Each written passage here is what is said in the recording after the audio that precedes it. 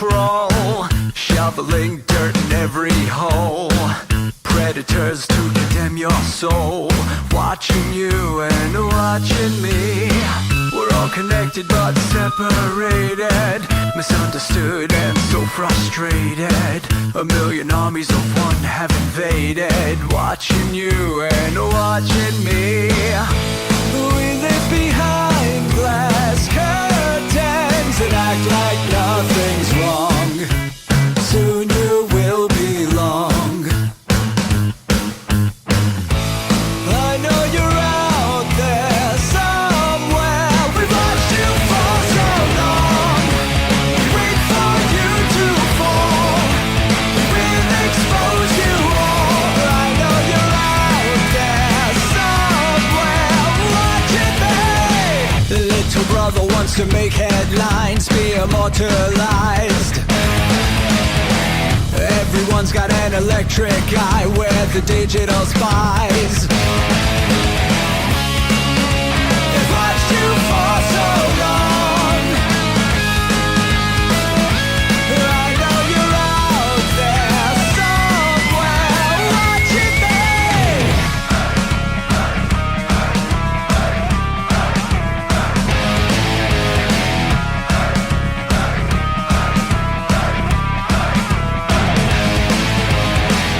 We the people have taken over. We the people, our little brother, standing by to dethrone each other, watching you and watching me. Paranoid, the lens is our weapon, desensitized in our lust for attention, democratized by our voyeur obsessions, watching you and watching me. Slaves to perfection, don't let them project you as you are. Reveal your every flaw. I know you're out there somewhere. We've watched you for so long. Wait for you to fall. We'll expose you all. I know you're out there somewhere watching me. Little brother wants to make headlines, be immortalized. Everyone's got an electric eye, we're the digital spies. They've watched you for so long. I know you're out there somewhere watching me.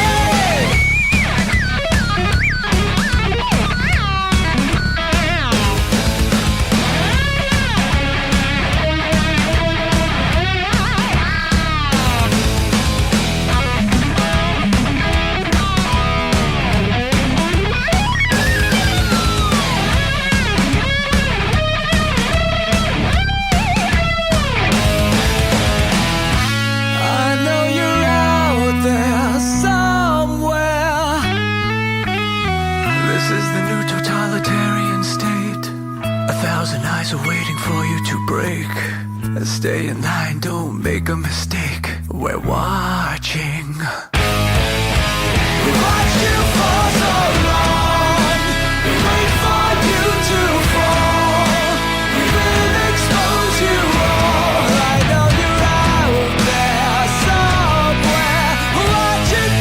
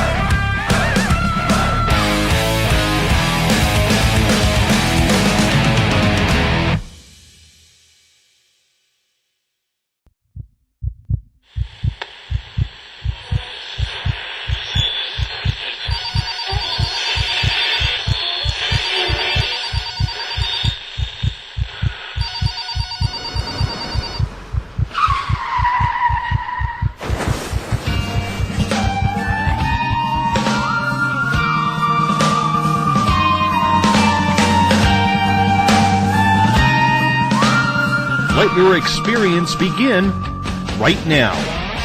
From high atop the mountains of British Columbia to you listening around the world, this is Spaced Out Radio.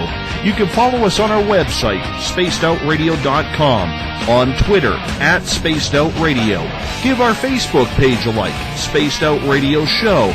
You can follow us on Instagram, Dave Scott, SOR, or on our YouTube channel, Spaced Out Radio Show. Let us play with all our toys, they let us think that we're big boys, they let us make the louder noise, but women rule the world. They let us think we're Superman, that we're the only ones who can be strong, but we break on command, cause women rule the world. Buckle up, space travelers. It's time to go for a ride as we are live on Spaced Out Radio.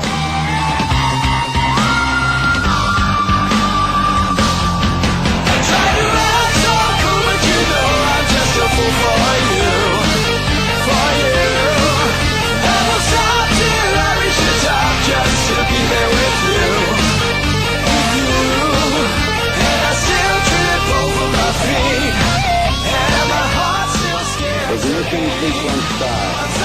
6, 5, 4, 3, 2, 1. Said the deeper I go, the deeper I fall.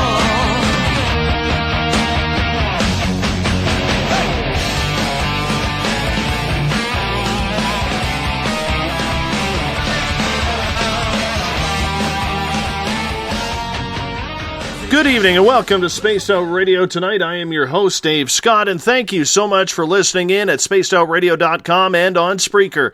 As once again we come in from the frozen Canadian tundra, it's chilly outside, battle our way past the wild animals, sidestep Bigfoot, and enter Uncle Jimbo's cabin, stoke the fire, heat this place up, and broadcast you live on this Monday night, early Tuesday morning if you're on the East Coast. Here at SOI, we do this thing 3 hours a night, 7 days a week. We want to be your official one-stop shop when it comes to the supernatural, paranormal, conspiratorial, ufological, spiritual, and so much more. Hey, if you like our music, you can download it. Go to Spaced Out Radio's website to download Little Brother Is Watching, courtesy of the guitar god himself, Ron Bumblefoot Thal. Bumblefoot, the official music of Spaced Out Radio. If you're on social media, you can follow us on Twitter, @SpacedOutRadio. Give our Facebook page a like, Spaced Out Radio Show. On Instagram, I can be followed at Dave Scott, SOR. Subscribe to our YouTube channel, Spaced Out Radio Show. And of course, our website is spacedoutradio.com. At this time, as we do every night, we want to send a shout out to our fans listening in on the SHR Media Network, in the Spaced Out Radio chat room on Spreaker, along with our fans on Facebook at Euphoria Chronicles and the SOR Space Travelers, as well as online at Paranormal Forum. Hey, if you're a fan of Spaced Out Radio, we are redoing the website, 3.0, shall we say. As coming soon will be our Space Travelers membership for only $5 a month. You can win prizes, take part in private group interviews, a special section on our website, and so much more. It is in the building phases right now. Hey, we're going to give you a hell of a lot more than just access to our archives. Tonight's show is brought to you by Rivulet Reiki and Readings, providing healings in person or at a distance. PurplePlates.com, helping heal your body, mind, and soul. The New Agora newspaper is the official paper of this show. And the official ghost hunting app of Spaced Out Radio is the iTunes app, Spirit Storybox.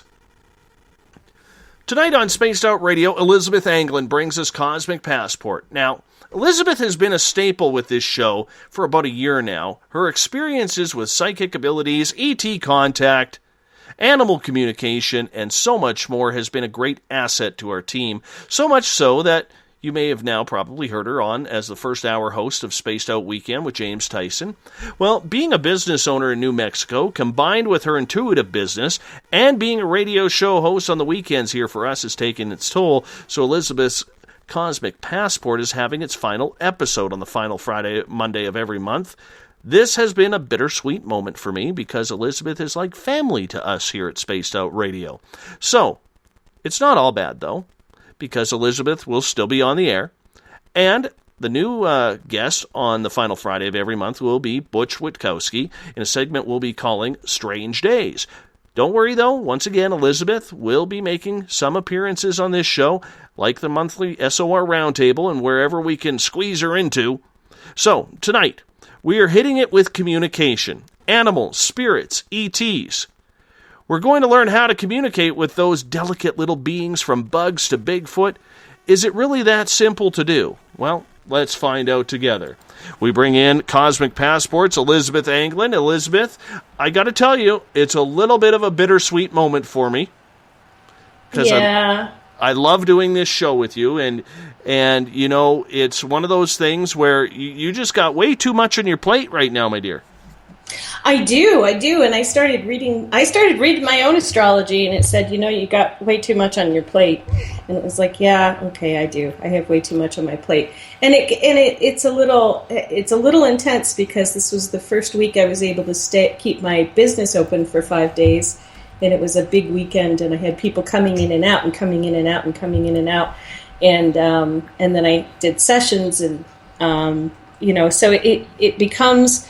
I have heard that around here in Madrid, this art colony town, that it really gets quite intense during the summer, and then it gets really nice and slow in the winter. So I thank you for giving me a reprieve, because I'm going to be talking to people all day anyway. If anybody comes down to New Mexico, to Santa Fe or Albuquerque, take the Turquoise Trail and come and see me. We are in Madrid, New Mexico, in Starshine Gallery, and everybody else is walking in and out, so you might as well walk in and out too, because awesome. We have a good time here. But it gets a little intense because door opens, door shuts, people talk.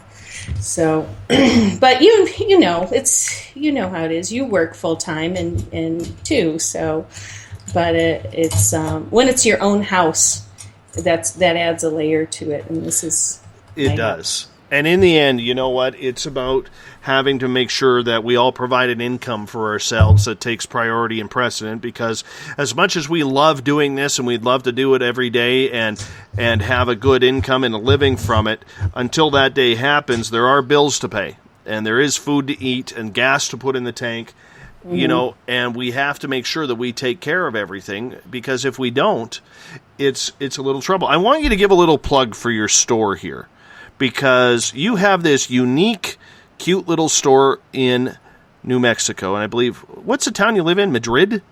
It's Madrid. If you see it written, you'll think Madrid. But what happened here was that in the early 1900s, in 1914, a coal company moved a whole town of coal miners and their families to this little valley.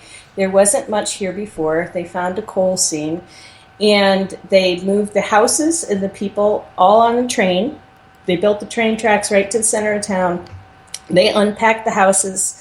They put them together. And the interesting thing about these coal miners is that they were all very, very handy. They were all craftsmen, and they had done other things. A lot of them had been involved in woodworking and making furniture before they were coal miners, because of the time period, or their families had been furniture makers and craftsmen. So anyway, they put the houses back up and they started mining coal, and that went to 1952, and then it died out like that. And they called Madrid Madrid because they were from an area where the New Madrid fault line was, and that was their accent was, it's Madrid, oh, where are you living? Oh, we went to Madrid. So everybody calls the place Madrid. If you live here, you call it Madrid. If you want to go back to the old way, which there really never was an old way, it's Madrid. But it doesn't, we'll accept either. It's an art colony now, and the art colony is based on the fact that this was a town that did Christmas all year long. They built gigantic Christmas installations, and they painted them and they crafted them and they built new ones all the time, and they had a huge parade, and they had people come in from Santa Fe and Albuquerque just to see the Christmas installations that they spent all year working on when they weren't working in the coal mine. So there are a lot of artisans here in the coal mine, and now there are a lot of artisans here because it's an intentional art community. It's fun. It's laid back. It's very open. It's a little bit anarchist. You do what you want. but you stay within the bounds of community. It's community policed, so you don't mess with anybody. But and the sheriff thinks he does something, but it's really community policed. And we have our own court on the steps of the general store when people get in conflict with each other, which is not affiliated with the court anywhere else. Right. It's interesting. It's maybe like Alaska, or maybe like northern parts of Canada. Some of you people are like, yeah, so what's different about that? Well, this is different for the United States. Well, you know what? You get into some of those small towns, even in northern Canada, where they have an RCMP outpost where there's only a couple of officers, but it's literally, lack of a better term, unless something bad happens, it's almost lawless. Yeah, exactly. No, and people like it that way. People here would rather be their own law than have the law come in because it's too constricting. To have the law. But so anyway, the gallery is called Starshine Gallery. We have a lot of interesting jewelers who do crystal work. We have a shaman who does chad, who is making some of the most beautiful jewelry. So it's very, what chad does is he is someone who is able to harness demons to eat pain. Now, I would not suggest this for any layperson or anyone else in the entire universe if you had not been entirely well trained in the practice of chad, which is Tibetan generosity. And the group of monks who did it were so generous that they would allow monks to come and they would, the monks would allow demons to come and they would be generous to demons. Well, they figured out that demons like to eat pain, and so they figured out a way of helping the demons progress out of their demonhood to doing something good by eating pain. So one of my main jewelers is this incredible shaman who makes incredible jewelry, and I have a photographer who does really beautiful mountain photos, and then Laura, my painter, or I call them mine, it's like mine, but they're consignment, they're their own people. But I have a beautiful painter who does beautiful animal paintings and that I love. So it's Starshine Gallery on Facebook. I don't have a website yet, but if you go to my Facebook page, Elizabeth Anglin, you can link through to Starshine Gallery, or you can click on Starshine Gallery on Facebook, and I'll be posting pictures.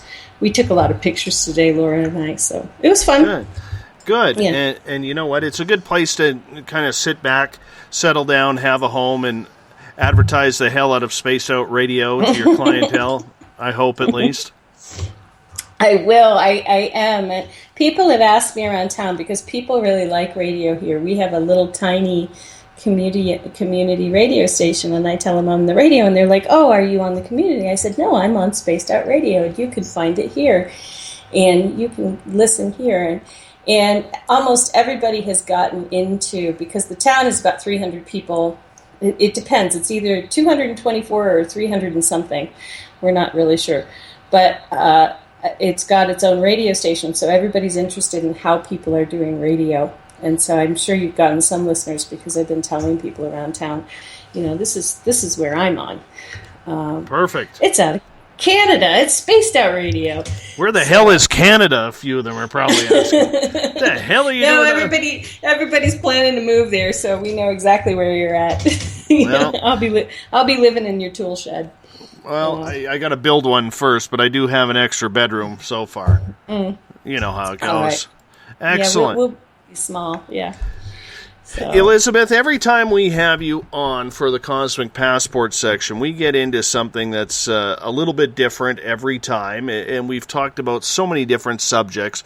But one of the subjects that I was thinking about as I was coming onto this show, I wanted to be different, because everything always seems to tie together, but I wanted to be different this time. And it's either been a really long time or we've never talked about how we can, as layman people, communicate with animals, spirits, extraterrestrials, whatever it is out there besides ourselves.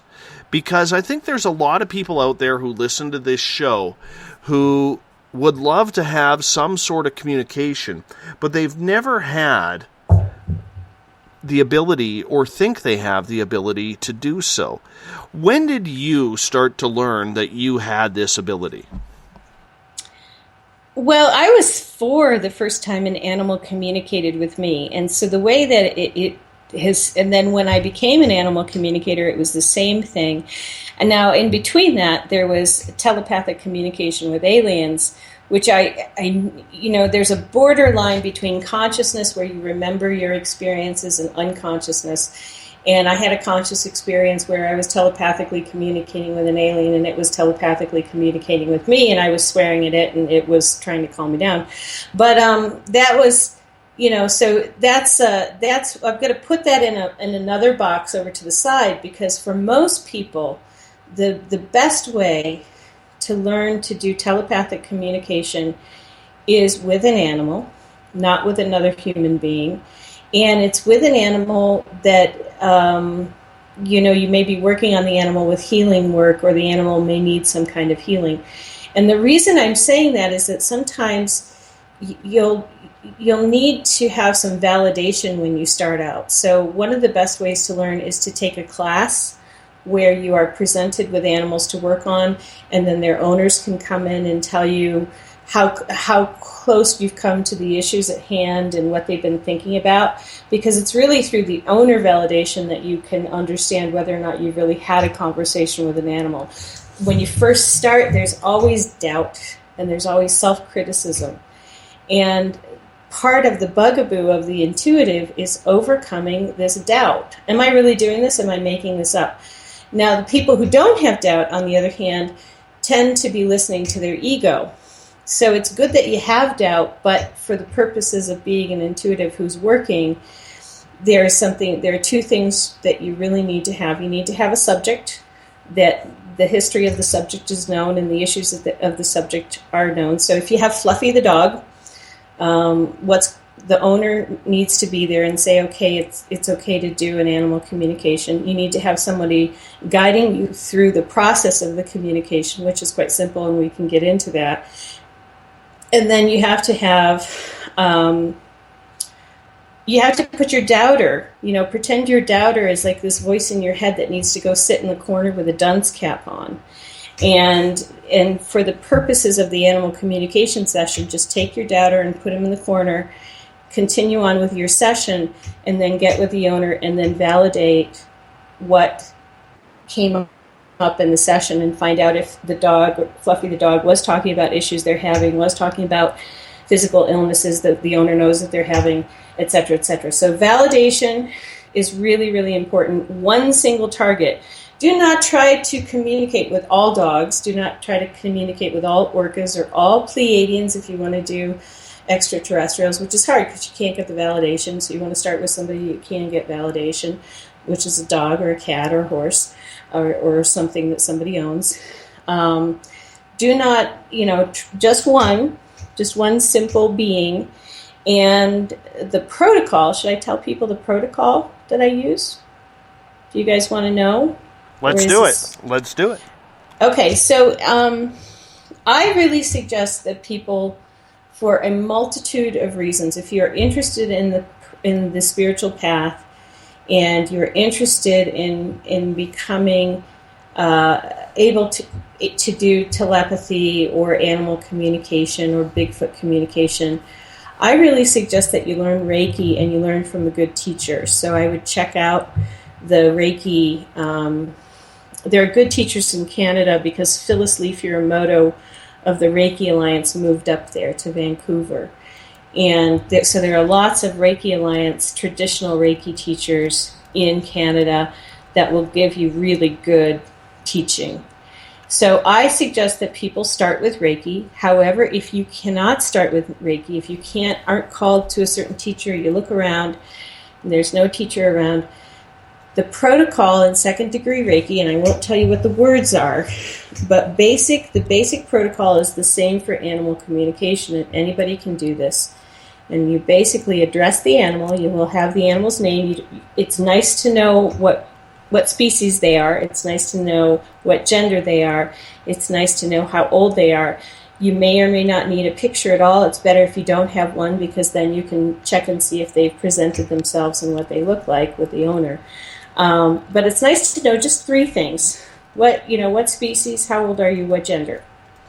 That's all. You don't want to know more than that. You don't really need to know more than that. People say, well, can you do it from a picture? If you have a picture, sometimes your deductive mind will read into the picture. They'll see who's holding the dog, and they'll see what size the dog is. You want to really get away from too much information for your deductive mind to make a storyline about when you first start. You just want little tiny bits of information for your target. Once you have that information, you address Fluffy the dog as higher soul spirit consciousness of Fluffy the dog, who is owned by Karen, for example. Higher soul spirit consciousness of Fluffy the dog, who is owned by Karen. Higher soul spirit consciousness of Fluffy the dog, who is owned by Karen. You say that 3 times. Okay? You want to make sure that you have another connection to Fluffy the dog, so you're not getting all Fluffy the dogs, because that'll be confusing. You want to know that's Karen to Fluffy the dog. And then you say, hey, Fluffy the dog, this is Amy Elizabeth, for example. That's what I say.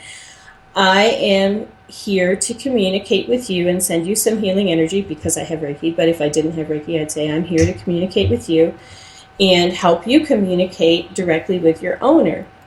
Are you amenable to this connection and this communication?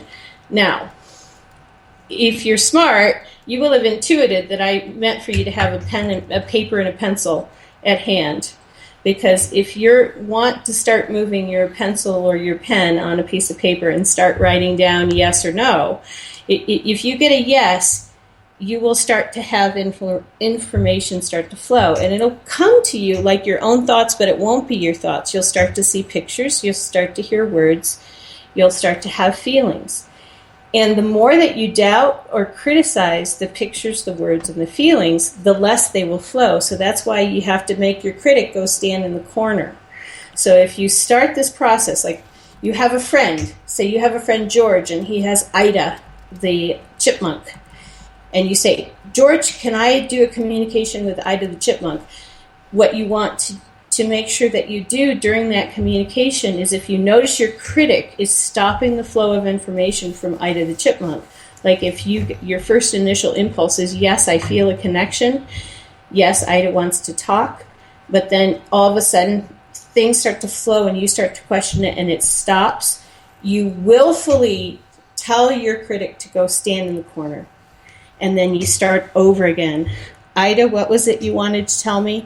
I'm sorry, I missed that. Okay. And sometimes they'll go very fast, and so you can ask them to slow down in your head. You can say, Ida, you're going a little fast. Can you slow down? Ida, and if it seems like you've written down some things and then the information stops, you can say, Ida, is there anything else that you would like to say to me? And it's the same thing with Fluffy the dog. But right. Most of the time when you first start, you'll have that critic right there in your head saying, you can't do this. This is magical thinking. This doesn't happen. Science says this can't happen. Every bad voice that you've ever heard in the entire universe saying that you can't communicate with animals is going to gang up on you. And you want to take them all, put a net around them, throw them in a corner, send them off to the center of the universe, have Archangel Michael or whoever is a higher self come take them away, but get them out of your head and then start over again. Wow. I'll tell you one thing. My friend Pascal, who opened me up, and you've heard me mention his voice or his name here a number of times on this show. I have this little dog. She's a cute little Chihuahua Dachshund dog who barks at anything and absolutely everything. And it doesn't matter who comes to the door. And Pascal has actually given my little girl healing. And it's funny because when Pascal comes to the door and she immediately senses his energy, she doesn't bark. Yet she walks right up to him, all excited, like, oh my God, I'm going to get energy. I'm going to get energy. I'm going to feel better. I'm going to do this. I'm going to do that. I never believed that it would actually work until I saw it for my own eyes. Animals love energy work, and that's why I really suggest people learn Reiki in conjunction with doing animal communication. When I was 4, it was a horse who was chastising me for being, self-sorry that I heard in my head. She bit me, and then she gave me a message, a telepathic message, don't feel sorry for yourself, you little snot. And then the next time it happened, I was 27, and it was a vet's dog, and the dog recognized that I had energy to give, that I had healing to give, and the dog needed healing. And the dog was barking at me and saying in my mind at the same time, my rump, put your hands on my rump. And when I did that, when I did what the dog asked, the energy just went flying through my body. I mean, he just pulled in, sucked in so much energy. And he just looked up at me like, this is exactly what I needed. Thank you very much. But I couldn't stay for long because I was doing some other things. I was feeding the vet's animals while the vet was away. And, so I had to go. And as I was leaving, the dog kept barking and saying, but my rump, I need help for my rump. And it was very direct. Those were words that I heard that weren't my own, that were in my head. And they had a direction, and they had a flow, and they had an urgency. And there was no mistaking it. But that dog knew that I had energy to give, and animals know that energy is good. They know that it can help heal them. They know that they can use it to heal themselves. So there's a truth to it. There's an honesty to it that they recognize. So anyway, that's why I suggest you learn Reiki as well, because 1, it's got all the good protocols in it, and 2, you can do healings while you talk to the animals, and that's just, Bigfoot like it. They like Reiki. They like to get healings too. Everybody does. So, you know what? I went on a Bigfoot hunt yesterday in the local mountains way in the back, where Corey, our booking coordinator, has had some weird experiences camping back there, and she finally took me back there. And I'll tell you, usually when I go out into a place, I can feel something, whether it's spiritual energy, whether it's ET energy. I'm an energy feeler. That's just the way it is. I don't know why, I just can. Because I think if there's anybody who's so confused about what's going on, it's me. And you and I have had that conversation many a times. But I can tell you this. There was no Bigfoot, and I could not find him. I looked everywhere looking for prints. You know what? It's funny because you go out there and you're like, I got to find out what's going on. I got to see this. I've talked to enough people. I know what I'm looking for. About 10 minutes in, I was like, what the Sam hell am I even doing out here? That's the way it was. Elizabeth, I'm going to get you to hold on. We're going to take our first break of the night. Cosmic Passports, Elizabeth Anglin, our guest tonight, as she is making her final appearance as a Monday night regular on the final Monday of every month. But you can hear her on Spaced Out Weekend with James Tyson, Saturdays and Sundays. You're listening to Spaced Out Radio. I am your host, Dave Scott. We'll be right back. Would you like to become one of our space travelers? All you have to do is click on the Space Travelers icon at spacedoutradio.com. For only $5 a month, you can get access to some great prizes, as well as private monthly shows, newsletters, and a members-only section on our website. Become a space traveler today. Hi there. This is your medium, Joanna, from Spaced Out Weekend, 2 mediums and a large. I would love it if you would come and join us with host James Tyson every other Sunday on Spaced Out Weekend. Together, we will take your calls and your questions live. Our goal is to provide you with a positive outlook on deep questions that you may have. Questions regarding love, relationships, money, or whatever else is on your mind. Come and check us out at spacedoutradio.com. Every Saturday and Sunday night, as Dave Scott wanders aimlessly in the wilderness, you can come hang out with me, James Tyson, in Spaced Out Weekend. Starting at 9 p.m. Pacific, midnight Eastern, I'll take you along as we talk with some of the best experts in their fields. SpacedOutRadio.com is the place to find us. So sit down, relax, put your feet up. Enjoy the topics like the paranormal, supernatural, intuitiveness, and so much more. Hope to see you there. Hi there, this is Elizabeth Anglin, and on the last Monday of every month, I join Dave Scott for Spaced Out Radio's Cosmic Passport, We delve into everything from extraterrestrial contact to animal communication. It's a lot of fun, and every month it's something different and exciting. I would love it if you would join us. You can hear and learn from my experiences, and I'd like to know about yours as well. Cosmic Passport on spacedoutradio.com. Hey everybody, this is Patrick Webster Small, and I'm here to bring you the Webster Phenomena every Saturday night, live at 8 p.m. Pacific, 11 p.m. Eastern. If you're looking for aliens and extraterrestrials, well, we've got them. Big and tall, short and small. You're bound to find what you're looking for. So join me on the Webster Phenomena right here on Spaced Out Radio.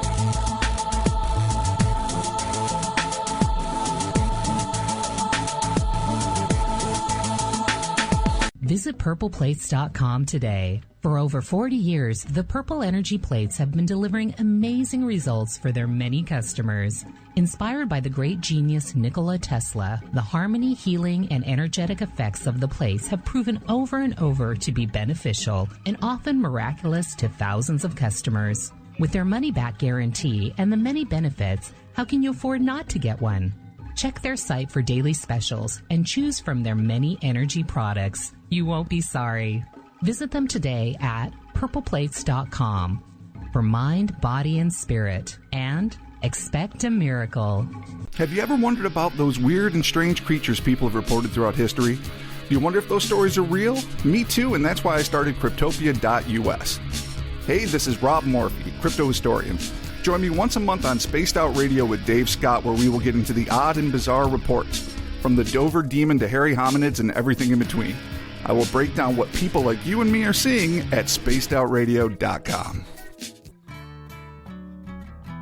Looking for a place to advertise at a very reasonable cost? Look no further than Spaced Out Radio. SpacedOutRadio.com has an advertising tab that you can click on to check out our daily, weekly, and monthly packages to play on radio or our website, including social media. From commercial spots to banners, we have it all. Check out our competitive pricing today.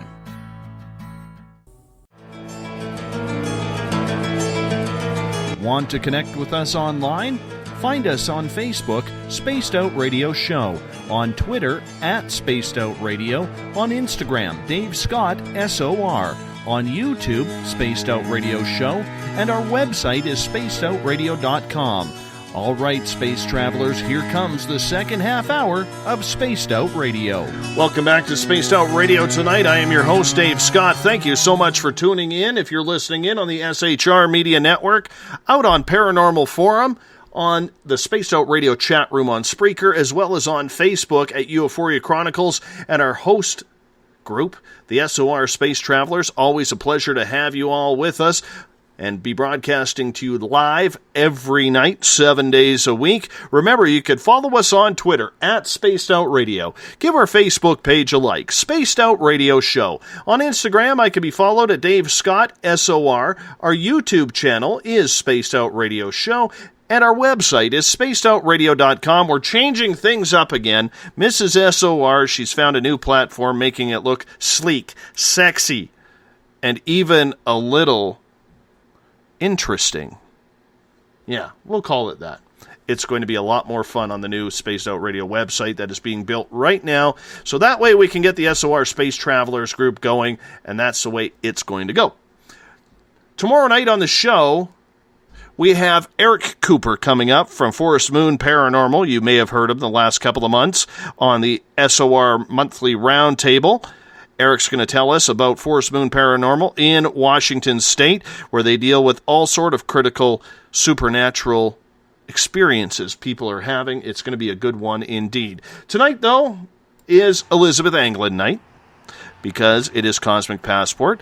Now, Elizabeth is going to be stepping aside from what she is doing here with Spaced Out Radio on a monthly basis. She will be replaced next month by Butch Witkowski for a new show that we call Strange Days. Elizabeth has been making monthly appearances on this show for about a year now. She also hosts the first hour of Spaced Out Weekend with James Tyson. Elizabeth, thank you so much. Oh, you're very welcome. Thanks for having me on. Oh, not a problem. It's always a pleasure. like I said, it's a bittersweet moment for me because you're like family to us here at Spaced Out Radio. And, when we need some guiding light, we usually turn to you. But tonight we're turning to the audience and learning. Tonight's a good night for all of us to learn because we're talking communication. Communications with spirits, communication with animals, communication with extraterrestrials. Now, we're dealing with animals right now. And we were talking beforehand how there's a process of being able to communicate with animals. Does it only work, Elizabeth, with household pets? Well, when you're first learning, you want to have a pet that you can validate their history and validate what their current issues in the household are. And so, it doesn't only work with household pets. You can work with Bigfoot, you can work with orcas and ravens and wild animals of all sorts. And that's a great way of learning about, once you get to a certain point where you have an understanding of what your connection feels like or what a connection feels like when you are connected with an animal. And this is another reason why I say learn Reiki, because when you're practicing second degree Reiki, you'll get that connection very strongly and you'll get the feedback very strongly. Plus you'll be doing a service to whatever wild animal you connect with. So, but once you have that ability to really feel what your connection is, you can learn from wild animals what their lives are like, what's important to them, what their motivations are. Most of the time their motivations don't involve anything but avoiding us because, we are those stupid, messy, dangerous humans. But it's wonderful to learn, you can pick a target, like that raven, when that raven sees its mate, the next time that raven. So like if you see a raven flying by and you have second degree Reiki or you have animal communication, and you say you do the protocol for connecting, but you can connect at a different period of time versus just the flying by. And then and if the raven accepts that connection, you can find out how that raven feels or what that raven feels about its mate and its family and where it goes at night when you see all the ravens going off to where they go. And there's a lot of direct learning that you can do in the world, which is very Native American. It's much more Native American and it's much more old style Celtic or Pict, where a lot of us, our bloodlines come from, and Suomi, Finnish, Scandinavian. It's much more of that sort of learning that you can do when you connect with wild animals. And there's nothing wrong with it. They're not going to steal your soul. You're not going to steal their soul. And if you do it with a service in mind, really understanding what it is like to be them and what their lives are like, it's just like meeting any friend from another country or, over coffee or international exchange, only it's interspecies exchange. But you want to practice a bit on animals that you can get some validation from, where you have that owner input, or better yet, veterinary input. If you can find a vet that is happy to work with you. We have very strict laws in the United States about diagnosing and prescribing for animals. Anybody who diagnoses or prescribes anything for an animal can be held with a $10,000 fine, and it's a bunch of big mess. But sometimes vets are very anxious and happy to work with communicators anyway because they're curious and they want to learn too. So that sort of veterinary information, if you can find a nice vet and practice with a vet, that can be very helpful. But after that, or above and beyond that, the whole world is open. There's all sorts of targets. There's the nearest alien craft. I mean, I've gone and done okay, who's the nearest alien spaceship? And then I was told not to do that because they might become too interested in me and I didn't want to be abducted anymore. But, the nearest Bigfoot, or the nearest Bigfoot who will be safe to communicate with. You might want to put some conditions in your targeting. And you don't need their name. You can say, higher soul, spirit self of the nearest Bigfoot to me who would enjoy communicating with me and will be safe to communicate and have a relationship with, or will be safe and fun, or it will be for the highest good of all to have a relationship with. This is Amy Elizabeth. I am connecting with you for the purpose of communication. So you can do that 3 times, and you can put your conditions in, and then see what you get as feedback. But first you want to start with animals that you can validate their situation, their physical health, their family situations, other animals in the house. All the information that you're going to get, you want to be able to validate when you start out. Mm-hmm. Where does intuition come into this, and instinct? We are so smart. We have. I'm going to go about this from the energetic cosmology that 90%. We use 90% of our brain for our consciousness. Oh no, we use 10% of our brain as conscious thought. 90% of our energy is in unconscious, subconscious, and intuitive thought. And the doorway to our connection to all of life is in that 90%. So say you wake up in the morning and the first thing you think is, I'm going to get a cup of coffee and I'm going to read the paper. Well, that's all the 10% of conscious thought that has nothing to do with intuition. That's just will and impetus for coffee and, something to wake your brain up with by reading a paper or doing Sudoku or whatever it is that you do when you wake up.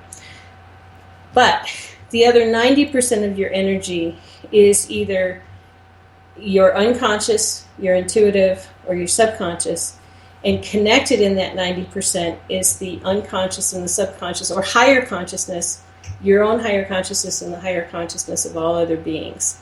That's what your energy field is. So you're really sort of making a pathway into that 90% of your energy field that is your higher consciousness, subconsciousness, unconsciousness, that is connected with the higher consciousness, subconsciousness, and unconsciousness of everybody else. And you're making a direct pathway through intention, saying, okay, I'm going to go into my intuitive mind now. My intuitive mind is going to connect to someone else's, and I call my intuitive mind my high consciousness, or my higher soul or spirit.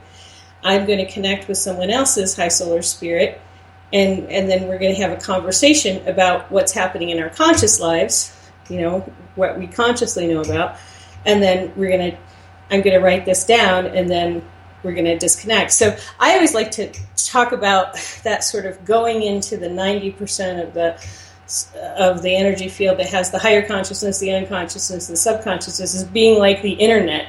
You never see the internet, it's just out there, right? But when you type in very specifically http spacedoutradio.com, you get us. So as long as you are fairly certain of what you want and you do it with some intention, and your intention is to go into your intuition to connect with who it is that you want, then you will be able to connect with them. There is no magic. You don't have to be special. It's just a matter of saying, yes, this is how it works. And that's all.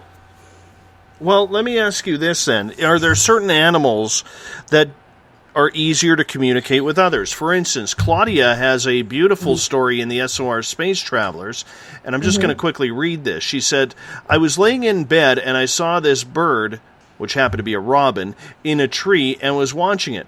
In my mind, I said, oh, what a beautiful bird you are. And in my mind, I said, come over to the window and let me see you. And the bird flew over and was hovering in her window and stayed there long enough for her to get a good conversation in with the bird. And then I listened to stories like Mrs. SOR. She absolutely has this thing with animals, where I can tell you this story. I used to have a client in my daytime job who worked with wild animals for movies, and he invited me over to his farm, shall we say, if that's what we can call it, when you have bears, wolves, foxes, cougars, tigers, jaguars, okay? Like, it was a pretty insane collection of animals. And I walk by this cage that has this cougar in it, And this thing looks at me, and I swear to God, Elizabeth, it gave me the up and down, like, wow, you'd make a good Happy Meal for me.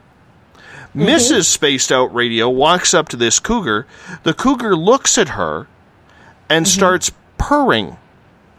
Next thing I know, and I'm watching from the side so the cougar can't see me, she has her hand inside the cage and is petting this cougar like it's a kitten. She leaves. I walk by the cougar again, and it's like, come here, fat boy.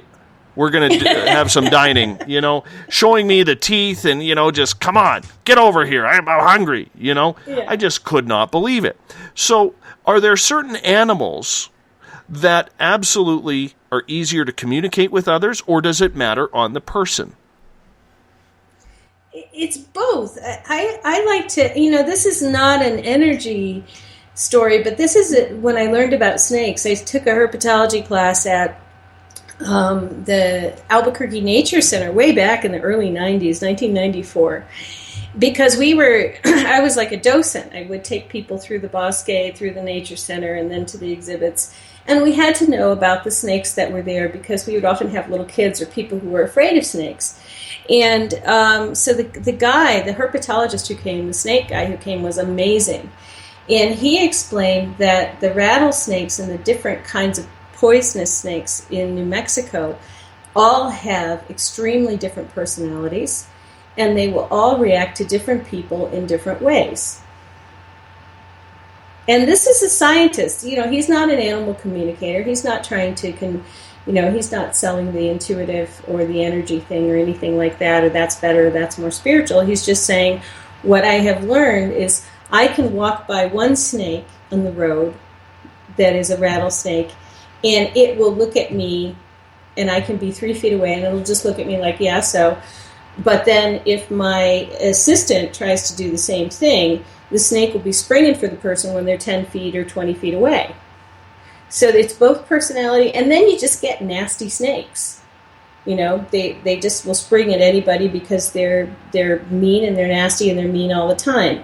So it's both. It ends up being both, but usually having energy, having something like Reiki or having some sort of healing that an animal can benefit from does tend to make you a little bit more of a non-threat and a friend in their eyes, no matter who they are. Sometimes, though, if they've got a real big ego. I had a horse. He was an Arabian national show horse, one of the most famous Arabian horses. And he was at a barn in New Hampshire, and I was there reading the other horses, and I asked him, because the owner asked you, well, do you want to read him? And I said, does he need me to? And she's like, he's all right. He's done everything right. And I went to connect with him, and he just was, he was so mean. He was so down-putting. Oh, you think you can help me? You're so dumb. You think being telepathic is a big thing. That's the way he was. That's his personality. So you can have animals that have unhappy personalities, just like you have people who do. But you can have animals who like one person and don't like another person. No, and that makes sense to me. But when it comes to the animals themselves, as I asked you in the first half hour, you said it didn't matter that if the animal needed to be wild or tame in order to communicate with. But there's a lot of people out there who live in the wilderness, like I do, who have foxes, coyotes, wolves, bears, cougars, deer, all around, just to name a few.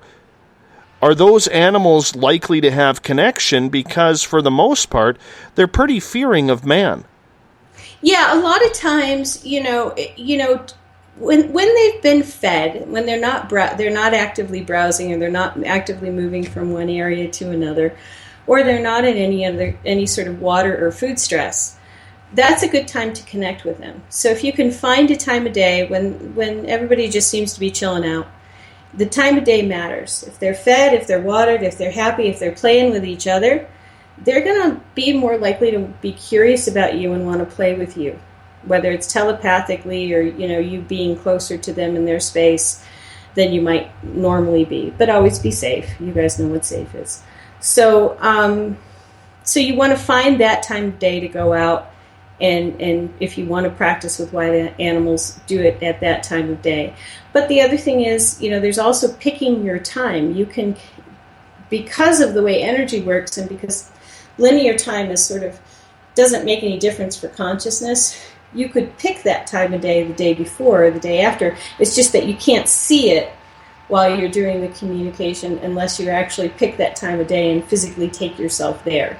So you pick the right time of day, because if you don't pick the right time of day, you're going to you wouldn't want to be here, talk to the hoof, talk to the paw. I got things I got to do. That's what I found out when I was in Colorado. Is if I got them at the right time of day, they'd be willing to talk. They'd be willing to come up to the house and hang out. The six bucks with the huge racks that had been babies would come up to the house. They would. The mother elk, the mule deer mama and the babies, they would come up. They wouldn't have a problem with it. But it was a certain time of day. They were fed, they were watered, they were happy. No, and I can appreciate that. But I look at, say, a mountain lion, or what we call up here a cougar, that, let's face it, every cat is just pissed off they're a cat for some reason. They have attitudes. Not. Yes, they do. All cats have attitudes. They're just, it's 9:51 p.m. West Coast time, and they're pissed off because they're on the East Coast, and it's 1:51 a.m. That's just the way cats are. So when you get into the wild animals, never mind the household pets, but the wild animals like a cougar or a panther or something along those lines, Are they an animal of attitude, and should you even try to communicate with them? Or should you really try and stay away from, say, something that is just an angry animal, so to speak? Like a grizzly bear would be another example. Yeah, I have tried to do cats a lot in Colorado because sometimes I would want to know how close the local cats were, because we had deer kills on our property and right over the fence on the property next door, and they were unmistakable. The cat would, put what leaves and dry grass there was over the kill, and sometimes they'd be fresh and sometimes they wouldn't be.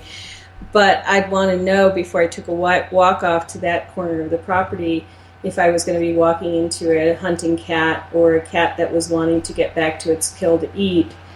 And most of the time, I would just get a sense. They wouldn't really want to talk to me. It would just be a sense of nearness or farness.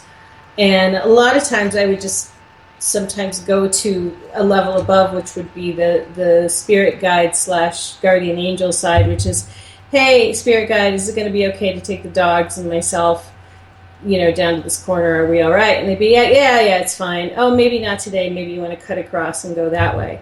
So, because a lot of times cats don't really want to talk, especially not if they're hunting. And, like the cat that was looking at you as if you were food when you got in the energy field, it's like, who are you to them? Mm-hmm. Why should I bother with you? So you have to respect that it is like talking to strangers. You don't run up and socially talk to every stranger on the street that you see just because they're there. And some will be more amenable to saying hello and others won't. Cats generally not. I'll tell you this story, and I tested this out because I've asked you this a number of times, and anytime I try to communicate with animals, because to me you're the expert, that's why I go to you in regards to this. We do this hobby with friends of ours, and we've been doing it for years, called geocaching. And one of the geocaches we did, it's actually a trail that you have to follow in order to find the actual cache that's hidden. And this was in, I'm going to say this was in February, early March, when it was still quite dark out. There's, a couple feet of snow still on the ground, and we got the kids with us. And I remember, we're probably doing this at about 6 o'clock at night, so it's dark here. And we're walking through this path, through this forest. And I remember I actually picked up the energy of an old male cougar. So I kept telling him through this conversation that I was having with him telepathically, we're not here for long. We're just going up the hill to find the geocache. We're not straying off the path. I would really like it if you left us alone because we do have children with us. And all of a sudden, in my mind, Elizabeth, and I don't know how true this is or what, because I have these experiences and I'm the biggest critic that I have, that I know. And so we're going through this, and I keep telling him, well, we're only going to be about half an hour. And he's like, how long are you going to be? You're in my territory. This is where I hunt at night. Why are you here? And Right. he had this very stern voice, if I can call it that. Yeah. And You're the child. Exactly. But I kept telling him through the trees and through the paths, because you can only see, with the snow in the trees, you could see maybe 70, 80, 100 feet in front of you, if not further, but the trees are so dense and thick, you're not going to see anything that's looking back at you. But I kept telling him, okay, this is where we are. We've found it now. We're turning around. We're going back. And at the end, when we got back to the vehicles, I said thank you to him. And I said, I appreciate you allowing us to do this. And he said, no problem, don't do it again. Mm-hmm. And as weird as that was. So in a communication like that, we only got about a minute left before we got to go to break. Uh-huh. How do I know that was a real conversation telepathically with this cougar and not just my imagination thinking it was going to happen? You begin to trust your communications over time, but there'll always be questions without that validation, and that's the difficulty with wild animals. I was going through elk at rut. And when I would see the big bulls, I would declare myself, even though I might be, behind a tree or coming up a hill. I'd say, hey, I'm here. I'm coming into your space. And then I might see the bull kind of look over at me, and then he would sort of not put his head down challenging. He would turn his head away as if he was saying, that's okay, you can be part of my herd for a little bit because you're okay. And there's a body language where a horse or an elk or a deer will sort of look at you and then turn their head in the other direction, like follow me. And I just had to trust that. I got really close to elk and rut by trusting that, and I was perfectly fine. Don't you do this at home, children. But, you gotta trust after a while. I hear you there. We're with Elizabeth Anglin tonight on Spaced Out Radio. We're going to hop out for a break here at the top of the hour. When we come back, we're going to learn about spiritual communication. And we got some questions from the audience as well. You're listening to Spaced Out Radio. I am your host, Dave Scott. Talk to you on the other side.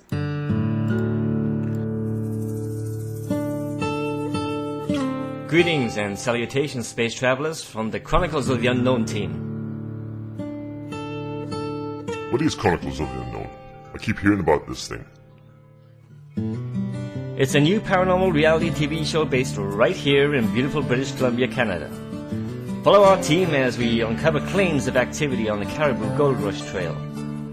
You can also follow us here every third Monday, where two members of our team will be available to answer your questions. We'll give you some equipment updates and some of our experiences on the road, right here on Spaced Out Radio on the Spreaker.com network.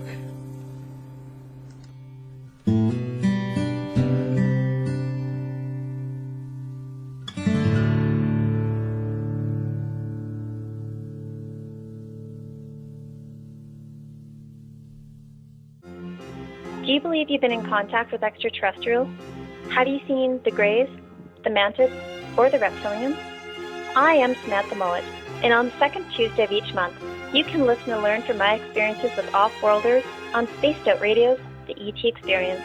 With host Dave Scott, we'll sit down and chat about what's going on with our friends from other worlds. We'll also try to answer your questions, so please tune in on the second Tuesday of the month, only on Spaced Out Radio. Are you interested in advertising on Spaced Out Radio? Head to our website at spacedoutradio.com and click on our advertising tab. There, you will find an assortment of ways you can get your product out there with us, from radio commercials to banners and social media. Have a product you like our hosts to endorse? We can do that too. Visit spacedoutradio.com for more details. Did you know that Spaced Out Radio runs 7 days a week? Hi, it's James Tyson from Spaced Out Weekend. Every Saturday and Sunday night, starting at 9 p.m. Pacific, midnight Eastern, you can join me and my guests for some great chatter about what's going on out in the universe, or even in that dark part of the basement you really don't want to go back into. Well, let's find the answers to your experiences together. So come on up to Uncle Jimbo's cabin on the weekend. For more information, look us up at spacedoutradio.com. You hear footsteps in the empty room above you. A rocking chair begins rocking by itself. Don't be afraid of the things that go bump in the night. Reach for Spirit Storybox, the iPhone app the Huffington Post UK called the only ghost hunting app you will ever need. Spirit Storybox. The spirits are telling their stories. Are you listening? Attention Spaced Out Radio listeners. For only $5 a month, you can join Spaced Out Radio Space Travelers. Your membership at spacedoutradio.com will give you access to private fan area on the website, get you a monthly newsletter, draws for monthly swag, and a whole lot more. Sign up today to become a part of the Spaced Out Radio experience. Right here, this is where we divulge the fruit of our research. Here on the Webster Phenomena every Saturday night at 8 p.m. Pacific, 11 p.m. Eastern on Spaced Out Radio. And we give it up to you guys, all the listeners, and the live listeners usually get something special and hang out in the chat room. And we love to have you. So we'll see you every Saturday night at 8 p.m. You know where. If you're a fan of social media, you can follow Spaced Out Radio on Twitter at Spaced Out Radio. Give our Facebook page a like, Spaced Out Radio Show. You can also follow us on Instagram, Dave Scott, SOR. Our YouTube channel, where our archives are stored, is Spaced Out Radio Show. And of course, our website is spacedoutradio.com. And welcome back to the second hour of Spaced Out Radio tonight. I am your host, Dave Scott. Thank you so much for being with us. And thank you if you're tuning in on the SHR Media Network, out on Paranormal Forum, on the Spaced Out Radio chat room on Spreaker, and on Facebook at Euphoria Chronicles, and our SOR Space Travelers nightly chat room. Always a pleasure to be with you. Tomorrow night on the show, Forest Moon Paranormal's Eric Cooper will join us. We're going to talk about absolutely everything that has to do with ETs, ghosts, demons, Bigfoot, and anything an experiencer has going on. That's tomorrow night on Spaced Out Radio. Tonight we are talking with Elizabeth Anglin. And before we bring Elizabeth back on, I do want to remind you that you can follow us on Twitter at Spaced Out Radio. Give our Facebook page a like, Spaced Out Radio Show. On Instagram, I can be followed at Dave Scott, SOR. Our YouTube channel, where we store our archives, is Spaced Out Radio Show. Subscribe to that if you wouldn't mind. And our website is spacedoutradio.com. Elizabeth Anglin's website is elizabethanglin.com. She hosts Cosmic Passport, which is the first hour of Spaced Out Weekend with James Tyson on Saturdays and Sundays as well. This is her final appearance as our final Monday of the Night guest. Elizabeth had been coming on for about a year on a monthly basis, but she's quite busy now. So, unfortunately, we've had to shuffle the deck a little bit. Butch Witkowski will be joining us with Strange Days, our new feature, the final Friday or Monday of every month. Elizabeth, welcome back on. Thank you. I got a little tongue-tied there. I think it's funny that, I think, like I was saying during the break here, I think it's funny that we were talking about cats right beforehand, and right as I re-entered the studio here, because I broadcast out of my home, that my own cat tried to get in. And I'm like, no, kitty, broadcasting. Because the minute I let him in, he just wants to talk on the radio, and he starts meowing all over the place. So I think that's kind of funny. But I want to shift gears from animal communication. I want to shift over to spiritual communication. The one thing every human has in common is we all have people on the other side who've passed on. That's the one guarantee. Whether it's a great-grandparent, grandparent, mother, father, brother, sister, cousin, aunt, uncle, best friend, it doesn't matter. We all know people who have passed on. It's one of the crappy things about life is losing a loved one. I'm fortunate I haven't lost a lot of people who I care about, but I do know as I get older that there's going to be a hell of a lot more funerals than there are going to be weddings to go to. Mm-hmm.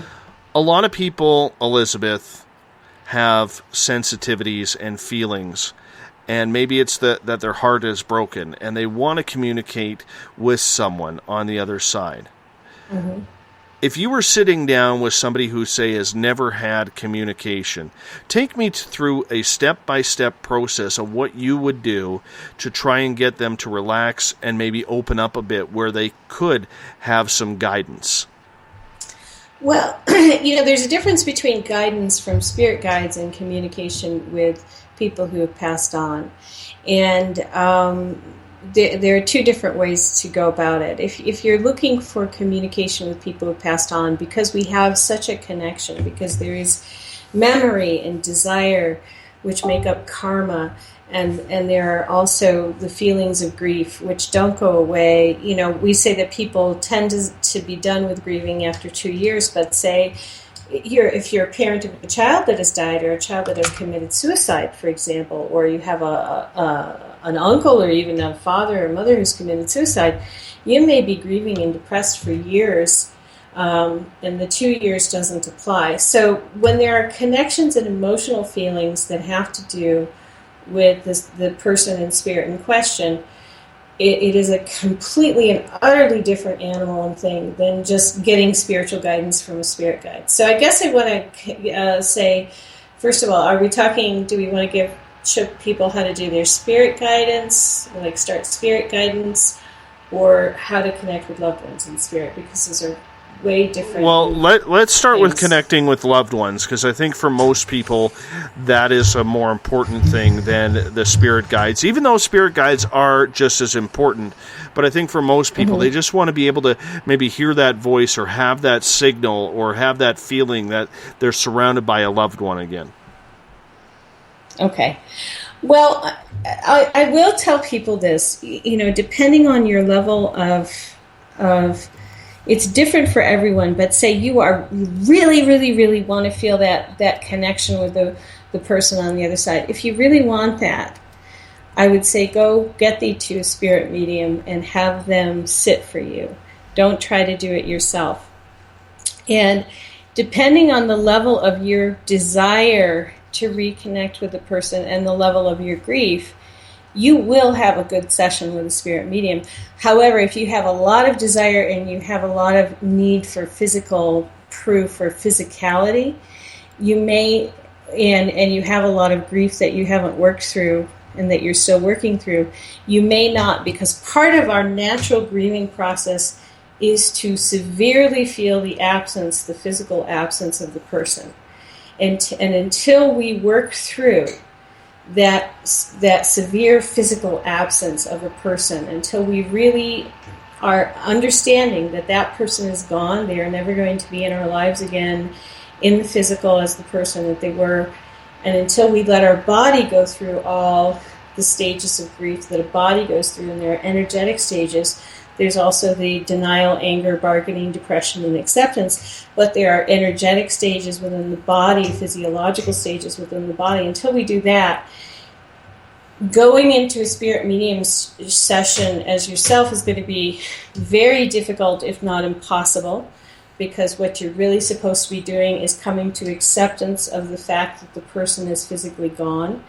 And unless you are a spirit medium with a lot of training, it will not necessarily be helpful for you until you've gotten to a certain level of grieving and a certain level of ability to function and cope with that person being physically gone, and the understanding that they will never return to your life. So last year, for example, I lost my mother, and I had to go through the stages of going, oh my gosh, I'm an orphan. I'm going to be an orphan for the rest of my life. I'm 50 years old. I was 49. But, I was still an orphan. I was now a motherless child. And I had to go through the stages of, I don't have a mother anymore. There's not a person that, if I fall off my horse and break my back, my mom is not going to show up and take care of me. All of those things, that what it means for that person not to be physically available, not to be physically there, not to be able to pick up the phone and have a phone call. Once you get through that, for most people, 3 months, 6 months, that intense physical and emotional grieving, then go see a spirit medium. Because, one, they don't know your mother, your father, your brother, your sister, your child. 2, don't tell them anything about your mother, your brother, your father, your sister, your child. A good spirit medium will just simply want to know your name. They won't even want to know the name of the people in spirit.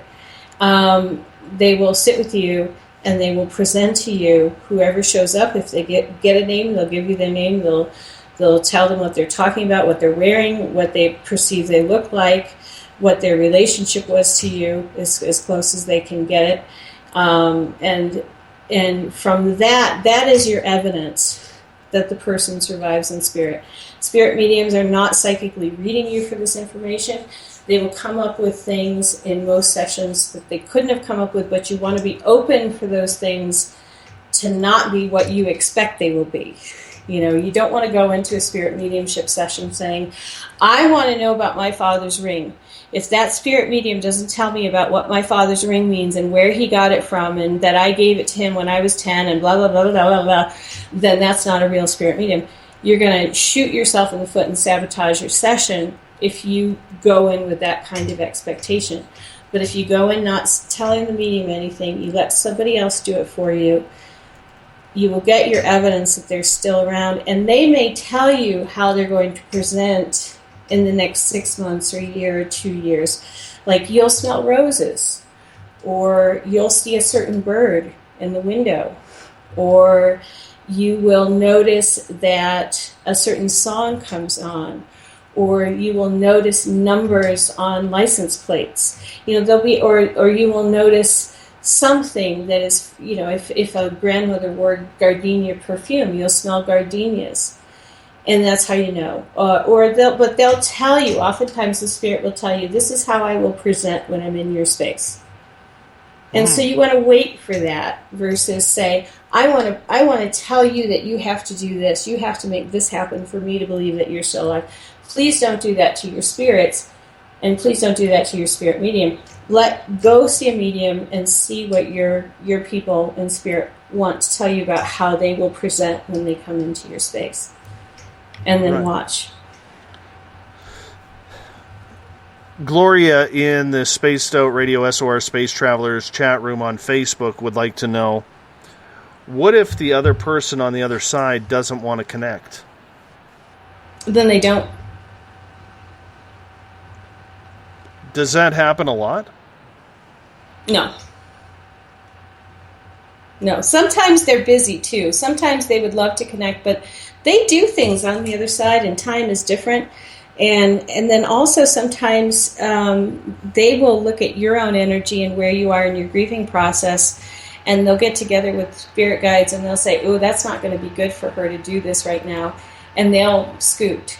But it's very rare. It's less than 10%. I'd say it's less than 5% of the time that somebody doesn't show up.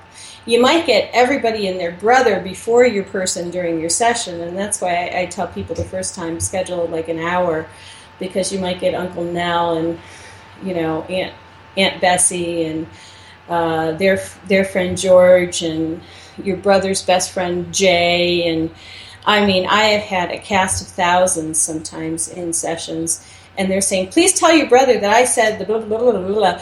And then finally we'll get to Mom, who passed last year, after the cast of thousands. So, but sometimes if they don't show up, you'll get, like, as a medium, I'll hear a faint, sometimes I'll hear it when the session starts, Mom's not going to show up today, do you want to reschedule, is what I'll say.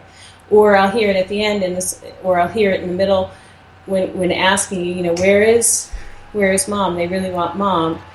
And if Mom is busy doing, like, clearing work or in some sort of training on the other side, sometimes I call it training or clearing or whatever it is that they have to do, they may not show up. But that's very rare, but it does happen from time to time, and it's more likely that there's something that they're doing that they really don't want to, interrupt doing it. But time is different, so,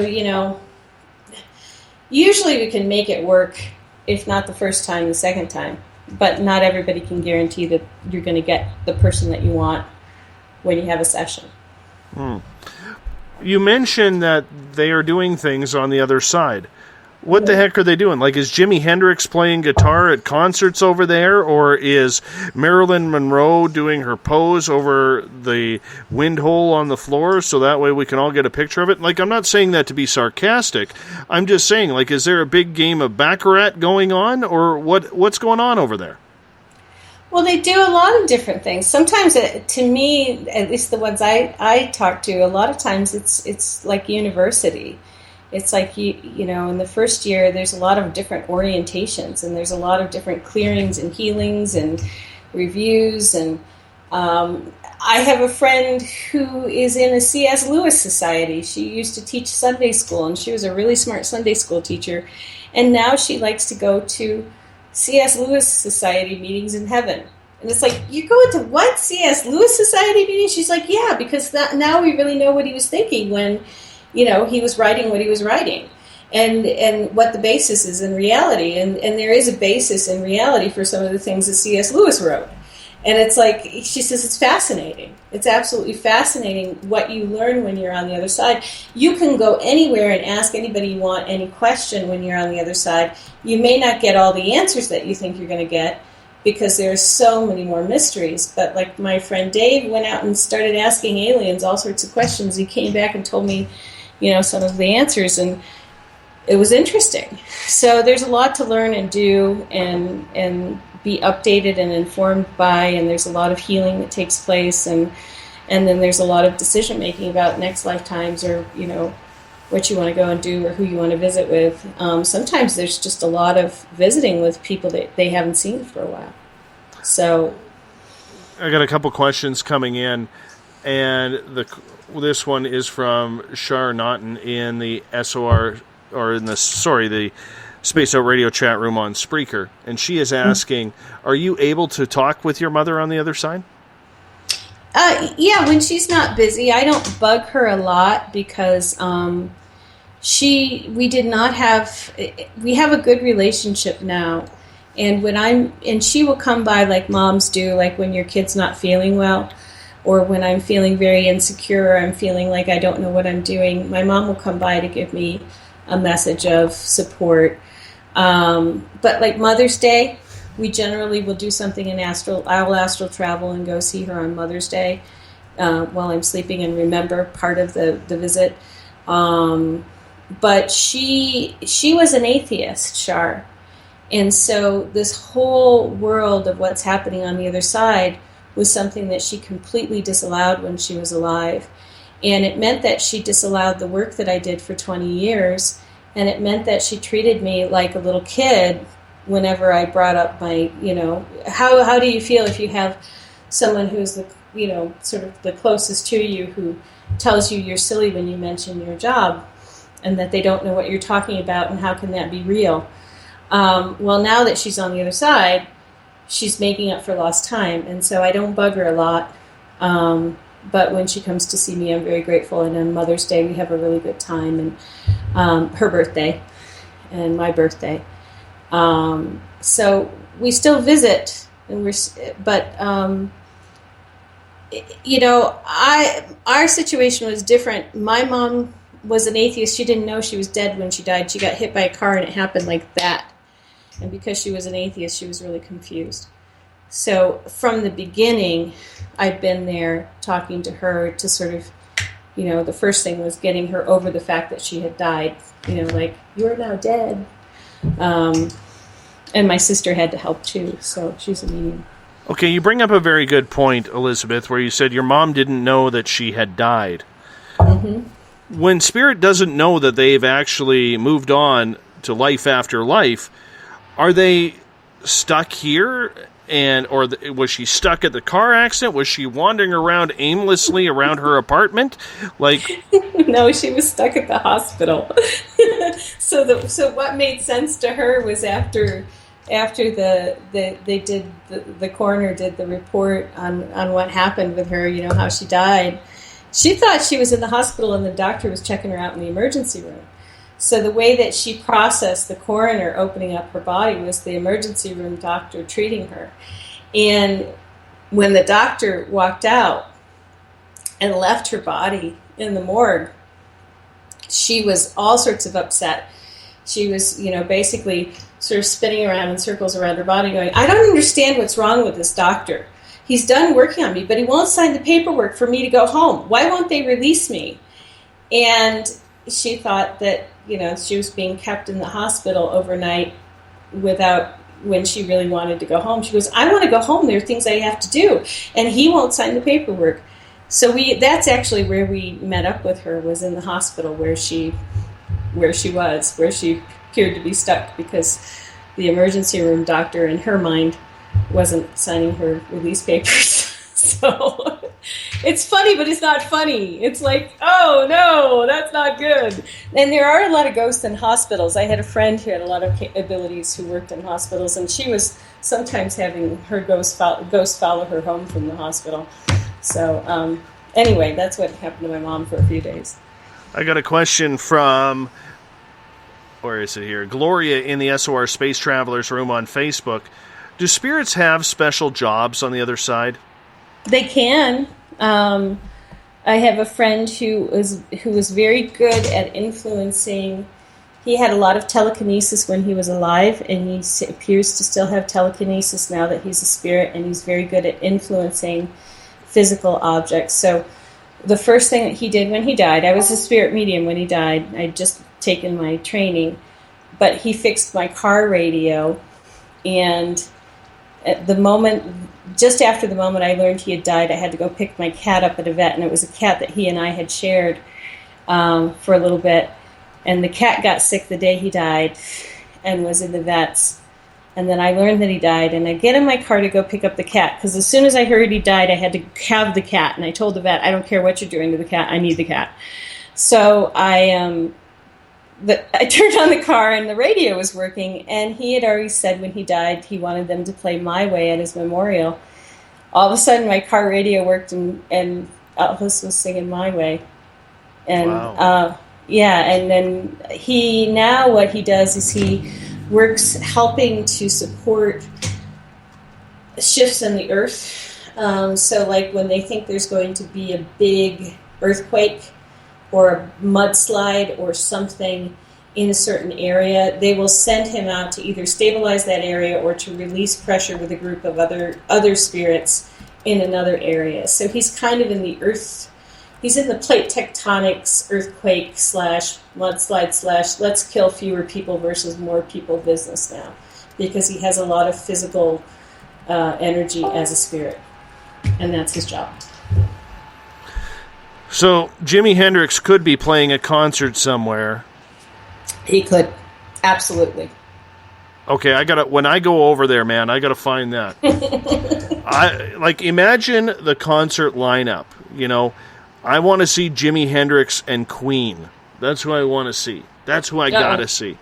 So, that's just the way it is. Hey, when it comes to spirits, and Eric has a question in the Paranormal Forum. Do you happen to know if Edison and Tesla still hate each other on the other side? Yes.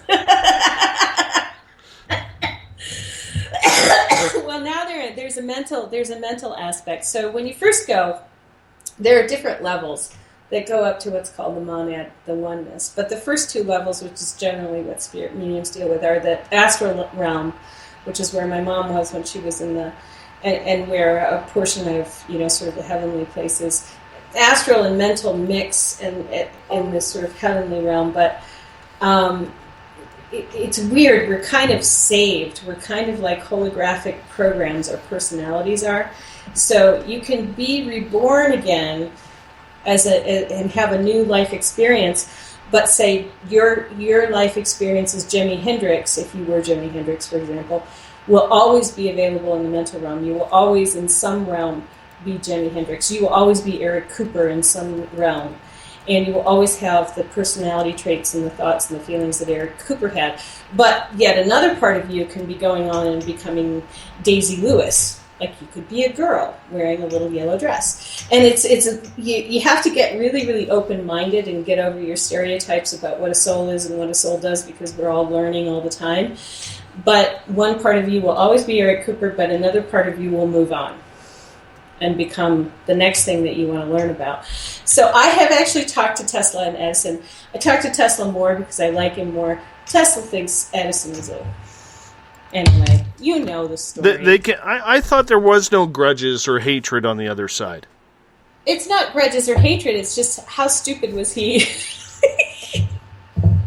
And there is actually, I've done readings, actually, this is funny. I did readings for some sisters. And I didn't know these people. It was a group of sisters came in, and one of the sisters had died, and the other sister wasn't at the reading. And they asked the sister who had died if she still, what her opinion was of the sister who didn't show up for the reading. Man, that sister was really still peeved at the first one. So, yeah, there can be grudges sometimes. It's less likely, there's a lot more forgiveness. But that sister in spirit was not ready to let go of whatever it was with the sister who didn't show up for the sitting. So, it happens. True enough. And on that note, we're going to take a break at the bottom of the hour. Elizabeth Anglin is our guest tonight. It's our monthly feature, Cosmic Passport, that draws to a close, as Butch Witkowski will be taking over the final Monday of every month, while Elizabeth concentrates on being the first hour host of Spaced Out Weekend. You're listening to Spaced Out Radio. I am your host, Dave Scott. We'll be back after this. Have you ever had an extraterrestrial experience? One you just couldn't explain? Well, maybe I can help. Hello, I am Samantha Mullet. On the second Tuesday of each month, I will join Dave Scott on Spaced Out Radio to bring a human aspect to ET contact. It's something I've lived with my entire life, and I'd love to help you understand. Let's share our experiences. The ET Experience, the second Tuesday of each month, only on Spaced Out Radio. Fairies? Bigfoot? Dogmen? Trolls? Goblins? Hey, if it's cryptid in any way, I'm looking into it. Hi there, this is author Ronald Murphy, also known as Spaced Out Radio's Crypto Guru.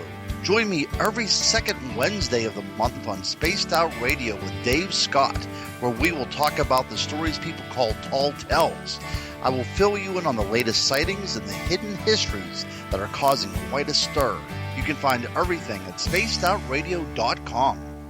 Hi there, this is Jolene with Rivulet Reiki and Readings, and I want you to relax. Let me help you chill out and get in touch with your body, mind, and soul. In this busy world, sometimes we need to let go, and this is where I can help. Visit my website, rivuletrndr.wix.com/rivuletrndr, or my Facebook page, Rivulet R&R, to set up an appointment for relaxation, Reiki, or readings, no matter where you are. It's time for you to make time for you. Would you like to expand your clientele? Have you ever thought of online radio advertising? Check out spacedoutradio.com to get your name out there. Our listeners support those who advertise with us, so why not give it a try? We have the most competitive advertising prices out there.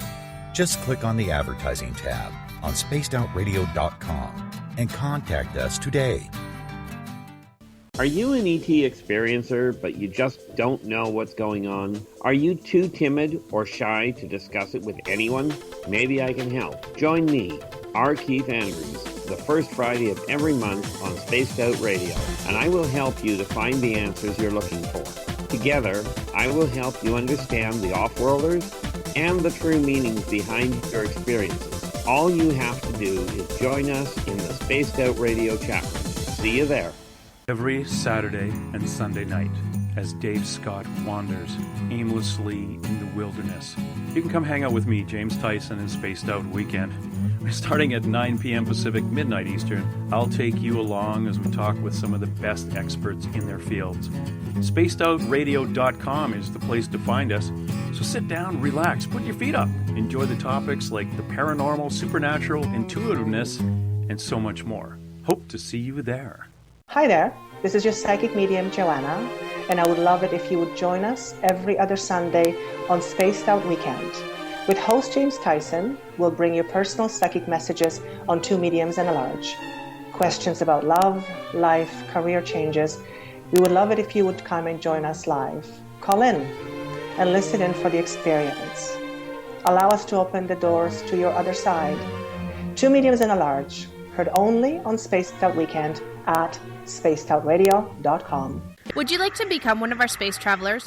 All you have to do is click on the Space Travelers icon at spacedoutradio.com. For only $5 a month, you can get access to some great prizes, as well as private monthly shows, newsletters, and a members-only section on our website. Become a space traveler today.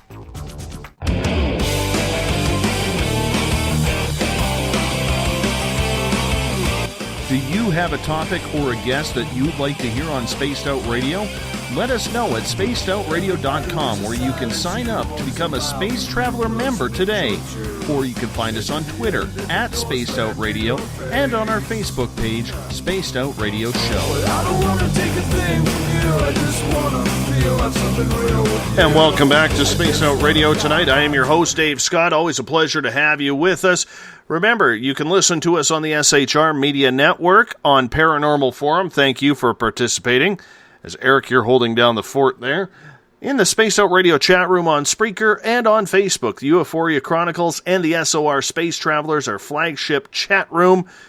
We appreciate all of you taking the time and your participation as well. Tomorrow night on the show, we're getting into the paranormal. Eric Cooper will join us from Forest Moon Paranormal. They deal with all sorts of stuff, from ETs to demons to Bigfoot to spirits in one's house. It's going to be an interesting chat indeed.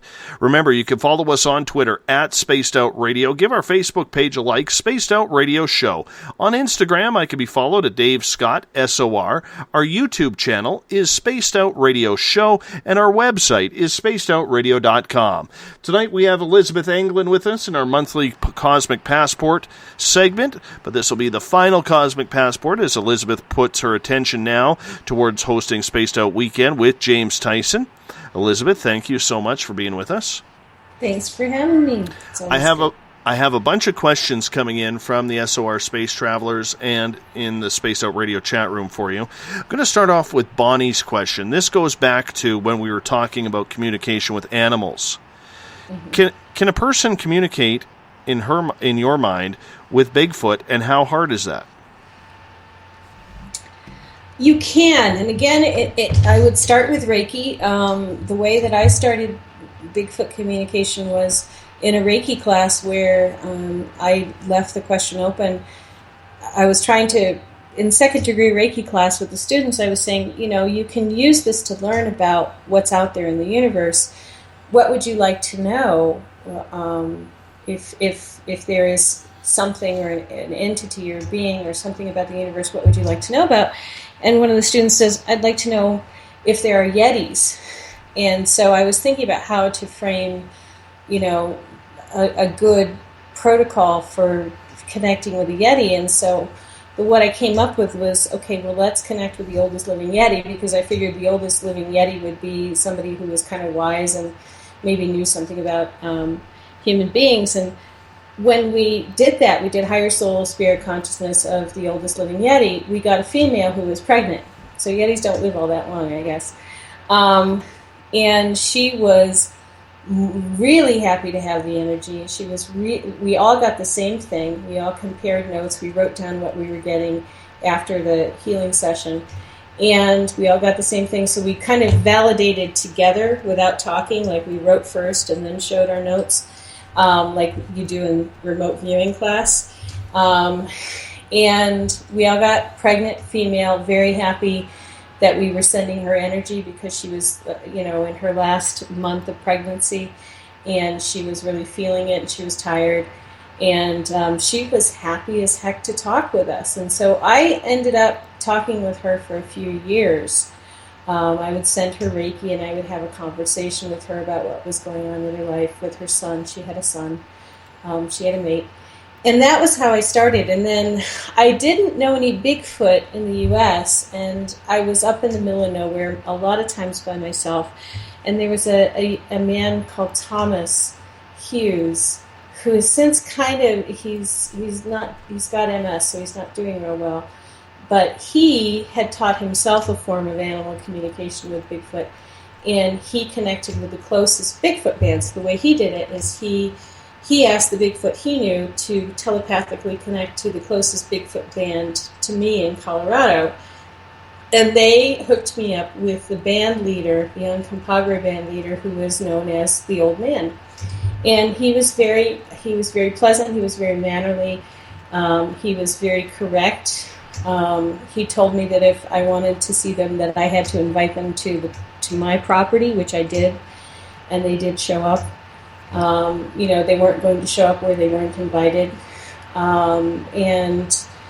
we kind of went from there with his wife braiding and daughter braiding my horse's hair, and seeing a footprint, and we sort of had a relationship after that. But the first thing you want to be able to do, it would be good to have a way of validating it, have another communicator to work with, where you write down your information and then share it. Don't tell each other what you're seeing, or don't have one person sort of try to overpower another and saying, I think it's this, don't you think it's this? You just want to write it down and then look for the similarities or the differences and see if you're really connecting with the same being or you're getting the same information.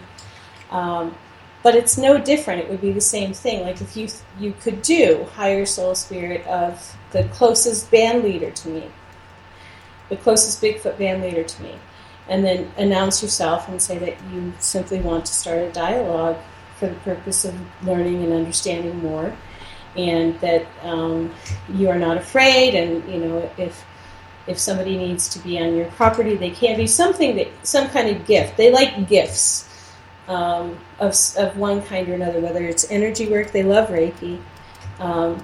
But it is kind of the giving and the receiving of gift is a bonding, and that could be energy work, that could be something else. Claudia has a question in the SOR Space Travelers room on Facebook. Do the spirits that get stuck on the other side, or the ones who are sad and confused, do they ever, before they pass, believe they can come and visit and they can live on? Or is it easier for them to communicate with us here? I don't understand the question. I think the question's a little confused. Okay, let me go like this. Yeah, okay. I think I read that wrong. I apologize. Yeah. Small font, bad eyes, okay. Not a good combination. Okay.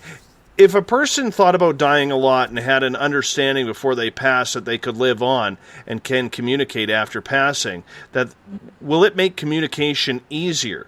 Also, yes. The ones who never thought about dying, they are ghosts who get stuck here, or are they sad and confused?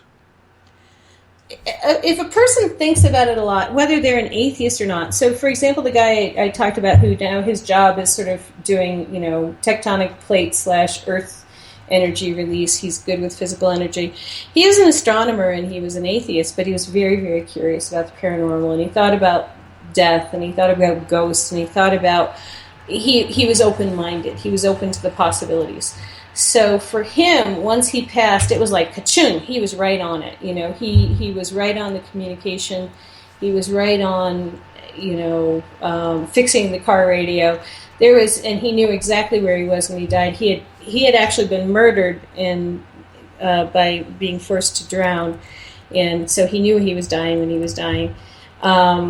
So he was right on it, but he had thought about it a lot. Whereas somebody like my mother, who was confused, and an atheist, and she doesn't believe in God. There just isn't a God. That was her life thing. There isn't a God. This isn't a real thing. This is a made-up child story. It's confusing to still be alive when you shouldn't be. And that was the problem. So that can happen. But then the other thing that can happen is somebody can believe in God and be mad with God and think that God is going to judge them harshly, or they can be mad with themselves to the extent that they choose to be a ghost, that they don't want to go through their life review, they don't want to go down the tunnel, or they just don't want to see God because they think he's an a-hole. And I've met ghosts that think God's an a-hole, and they don't want to go to heaven because they don't want to be anywhere near that dude who screwed up their lives. Like, they blame everything on God. So there are different reasons, but confusion is a good one. Confusion can cause ghosts. Well, you know what? In August, I'm trying to get a good friend of mine to book on this show. Nobody's ever heard of this gentleman. I've known him for a number of years, and he is actually a ordained minister who does deliverances.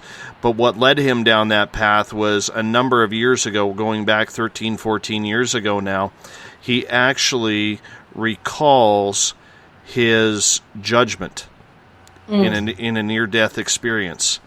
And I'm going to get him on the air to tell us about that story one night in August. I'm planning it right now with him, and hopefully when he's a very busy man due to his work schedule, but when he gets some time, he said he would love to come on and tell his story about what happened to him, and I think that's kind of cool. I do have a question from Trippin in the Spaced Out Radio chat room on Spreaker. Elizabeth, do you see all the great band members who have passed on getting together and having a big jam session? Oh, God, I don't think you could fit all the egos in one room, even if the room is in heaven. But wouldn't that be awesome? I don't, but I think it would be awesome. I think, like, if there's ever, like, a big wrap-up to this whole group experience that we're having, that everybody who was ever a well-loved or famous musician and well-loved should play. Like, if we're all in heaven at the same time, that we should all get together and play. Because that's, when I'm a near-death experiencer, when I went to heaven, that's what it felt like. It's a big party, but I mean, if the whole entire thing wraps up, if Earth wraps up and we're all in heaven, we should all get together and play. And with Jimi Hendrix and everybody else. Well, that's a show I want tickets to. I'll mosh my way to the front. I have no problem with that. No problem with that whatsoever. So, people who think then that they are feeling a loved one around or a presence around, is just acknowledging, Elizabeth, that presence or that feeling. Maybe it's a smell of flowers. Maybe it's a bird at the window or something along those lines. Is just acknowledging that enough to communicate with the other side? That's a good start. And generally it's going to be something that is individual. For example, if it's your mother and your mother wore gardenia perfume or liked a particular thing that you have, you might, say you have a ring that your mother liked, or it was your mother's ring. Perhaps the ring will be moved, or perhaps the ring will show up, right in front of your face in a place you don't expect it. You would just want to say, "Okay, Mom, thanks. I see you. Thanks for letting me know you're here." That's just thinking that is enough to start a conversation, and how you feel after you think it is important, because you create that space of connection and having the thought, "Okay, Mom, I see you." And it'll be something very unusual. You don't want to perseverate on it or make it repeat, because Spirit only has a certain amount of energy, and they're going to do what they feel that they're able to do, and you trying to control it is antithetical to the process, and it becomes like bargaining. People who try to control how their loved ones in spirit communicate with them directly oftentimes get wrapped up in bargaining and get stuck in the bargaining phase of grief. So you don't want to do that. But if it does happen to you, "Okay, Mom, I see you, thank you." And then how do you feel? Most of the time people will get flooded with positive feelings after they say that, "Okay, Mom, I see you, thank you." They'll get flooded with positive feelings, and if that happens, then you've had your connection. I understand that, but for a lot of people, they don't trust that connection. They don't trust that feeling. It's a human nature to think that it's imagination or just a want or a yearning rather than the true feeling of what it is. is there a point where people can look inside themselves, Elizabeth, and just say, I am feeling what I'm supposed to be feeling, that this is true? Or are we just so numb to everything now that we just don't believe it? Well, certain people will be doubters, and they'll give their doubters a lot of room, and they'll give their critics and their skeptics, their internal voices of criticism and skepticism, a lot of room. But you can choose not to give the doubter, the critic, and the skeptic the room, and feel what's in your heart. And a lot of times in our society, what our general illness and sickness is that we think with our minds, and our minds are in our heads, because we've been told that we think with our brains, but we don't put our minds in our heart. And so we lose that sort of kinesthetic awareness, intuitive awareness of the energy field that's surrounding the body, that has this 90% of the information coming from the higher conscious, the spiritual, the soul, the spirit. That gets processed through the heart. So if you feel something in your heart, like you actually would feel it as an emotion in your heart, that's a real thing. And rather than look at your heart and judge it from your brain, your mind and your brain, move your brain into your heart. Once you do that, you open up all sorts of doorways to intuitive understanding, to communication, to working with animals, to working with the other side, because that heart is the thing that is really connected to that other 90% that's connected to the whole. I understand that, and I can appreciate that, but there's still going to be people out there who look at this, Elizabeth, and say, you know what, how do we tell that it's not imagination? It's more than just trying to, focus on it. It's more about trying to convince oneself that this is truly going on. At that point, I get people, sometimes I get clients who are just really stuck right where what you're talking about. They're stuck there, and at that point there's not a lot to be done, and I have to kind of say, you can choose to be stuck here, or you can take this at face value, or you can take the feelings that you had and cherish them and honor them, and honor the memory of your mother, your father, your child. Or you can choose to be stuck in denial and doubt and fear and a kind of more negative take on it. People don't realize that they have this ability to choose, and they will oftentimes sort of backtrack into, well, this is your responsibility to make me feel better, you spirit medium. You were supposed to make me feel better by making me really know that I was connected, or really know that this was a connected. And even though you have affirmed that what I experienced was a connection, and I'll have parents on the other side say, yeah, that was me. And then a month later, somebody will come back and say, well, I still don't really know it. And it's like, at some point, you're the one who's choosing to be in separation. And you're the one who's choosing not to take your validation, and you're the one who's choosing to have doubt. And there isn't really anything an individual can do about that except choose to, you can stay open-minded. You can say, okay, I'm not really sure, but that's more positive than nothing. Versus going into the negative, I don't understand and I really need to know, and how come you can't make me know? There are people who will do that. How come? And they get stuck in the grieving process of anger. They're blaming the world. They're blaming the spirit medium. They're blaming mom and dad for not coming back. And mom and dad might, or mom or dad or whoever, the ex-boyfriend, husband, might be right there with them 19 hours out of every 24, patting them on the head. And if the person is choosing not to feel their presence, there's not a lot that anybody can do about it. So you have a lot of choice. You have a lot of free will. Try to be open. Try to feel in your heart. Try to be open. That's really that's all I can say is, be open. Put the doubter in the corner. Tell the doubter to go in the corner. Okay. And you know what? It makes sense. It really does make sense. But in the end, you still have the personal debate, whether it's religious, whether it's your own personal knowledge, whether it is your own personal studies into the subject of how the whole afterlife goes. and what you're actually experiencing. There are people on the other side who believe that once you leave your body, that you go to a place and, you take a number for when your name's going to get called again. You have people who believe that the minute the soul leaves the body, it is sexless, it's not male or female, and it just continues on. I remember my mother always telling me that when you go to heaven, there is no man, woman. You don't recognize people whom your loved ones are over there. You just end up seeing, almost faceless souls, but it's filled with love. Okay, there are many different types of ways that people look at this depending on their background or their own personal beliefs or studies. So Right. how do we bring this all together then, Elizabeth, and say... We don't. Some of that stuff we throw out. I mean, basically, what did your mom do? Was your mom a near-death experiencer? No, my mother... No, she wasn't.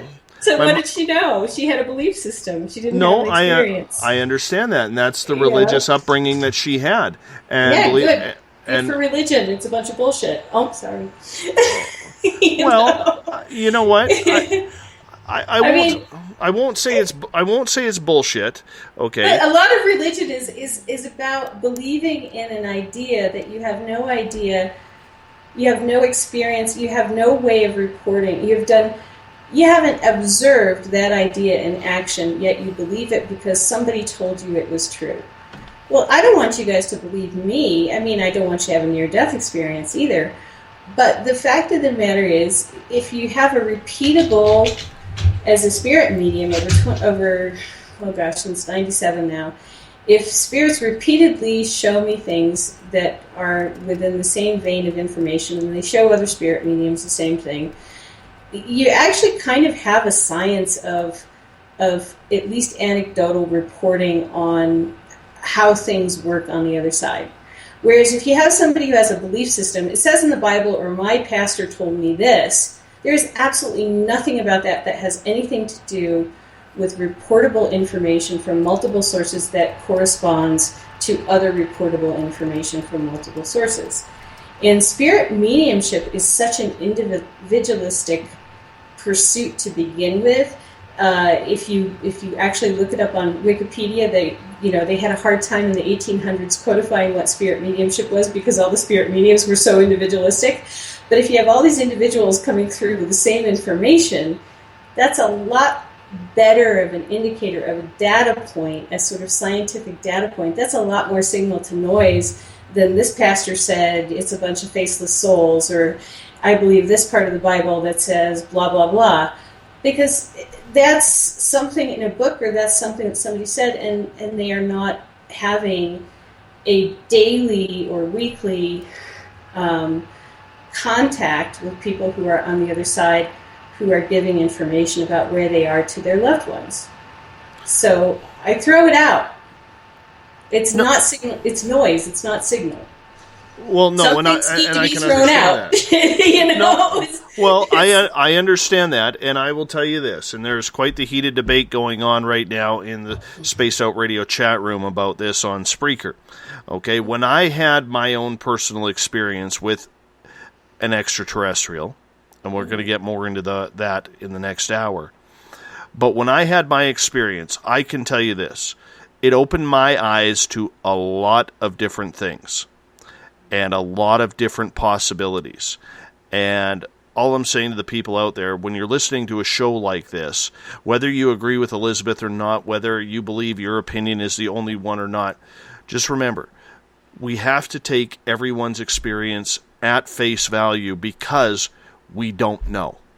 We're not going to know until we get put in that situation, whether it's a near-death experience, whether it is actually dying, whether it's actually having communication with a higher spiritual authority like some extraterrestrial species are, or whether it's a conversation with the angel of death like I had. Okay, there's a lot to be said about these conversations. We have time for one more question. This is coming from Claudia in the SOR Space Travelers on Spreaker, or on Facebook, pardon me. When a person passes, Elizabeth, and they want to show themselves in the physical here, in this realm, do they have to practice for a long time in order to be able to do that? Usually they do it in conjunction with somebody who's a physical medium. And physical mediumship is a very specialized and very difficult form of mediumship, which involves sometimes generation of ectoplasm. So it's more likely to happen. For example, I think it was Keane from the British Psychophysical Society who died, who was able to, in a room full of mediums, show himself in the physical. But he was also in a room full of mediums and physical mediums at the time that he did it. So physical mediumship is very hard on a medium's body. It does involve generating ectoplasm. It does involve using a living person's body as energy to create a certain physicality. And physical mediums will do things like apportation, where they cause things to manifest that were unmanifest before. So like if you have an idea of like a sapphire ring, and the physical medium can cause that to manifest in a room with like a flash of light and a pop. And some of the physical mediums who are doing this, it's not a magic trick. They will be like in a closet tied down on another floor of a home, underneath where the thing popped in, etc., with people watching them and cameras on them. And all of a sudden, in the room where the sitting is happening, you will have something pop into reality in the physical. For spirits themselves to show in the physical, it seems to be temporary, of course, because they are dead. But that gets very complicated and is highly energetic, and people who are trained at physical mediumship expect not to live long lives when they're supporting this kind of activity. Like, they're physical mediums who know that they might have 6 or 7 or 8 years, and so they do this type of physical mediumship, supporting spirits in this at the end of their lifetime. But you're getting into heavy-duty spiritualist practice when you're talking about spirits physicalizing for any length of time once they've passed over. They're not zombies, which is good. Woohoo! I want zombies. So... All right, Elizabeth, we are going to hop out for a break here at the top of the hour. We are talking with Elizabeth Anglin here on Spaced Out Radio tonight. Cosmic Passport. We're talking spirit communication, animal communication, and up next, extraterrestrial communication. Right here on Spaced Out Radio. I am your host, Dave Scott. We'll be back after this break. Become more intimate and interactive with Spaced Out Radio. Join our Space Travelers Club with your new membership. For $5 a month, we'll provide you with special access to the website, monthly prize draws from books to psychic readings, along with monthly newsletter, private interviews, and more. Sign up today to be part of Spaced Out Radio's experience. Every month on Spaced Out Radio, we look into the deep and dark reports of cryptids roaming around the world with me, Rob Morphy, from Cryptopia.us. I would love it if you would join me and host Dave Scott as we delve into the most arcane stories and reports regarding creatures of the unknown. My job is to hunt down the details and bring the evidence forward to you. These aren't your regular Bigfoot stories I'm talking about either. You can find out more about crypto history at spacedoutradio.com. Looking for a place to advertise at a very reasonable cost? Look no further than Spaced Out Radio. SpacedOutRadio.com has an advertising tab that you can click to check out our daily, weekly, and monthly packages to play on the radio, or our website including social media. From commercial spots to banners, we have it all. Check out our competitive pricing today.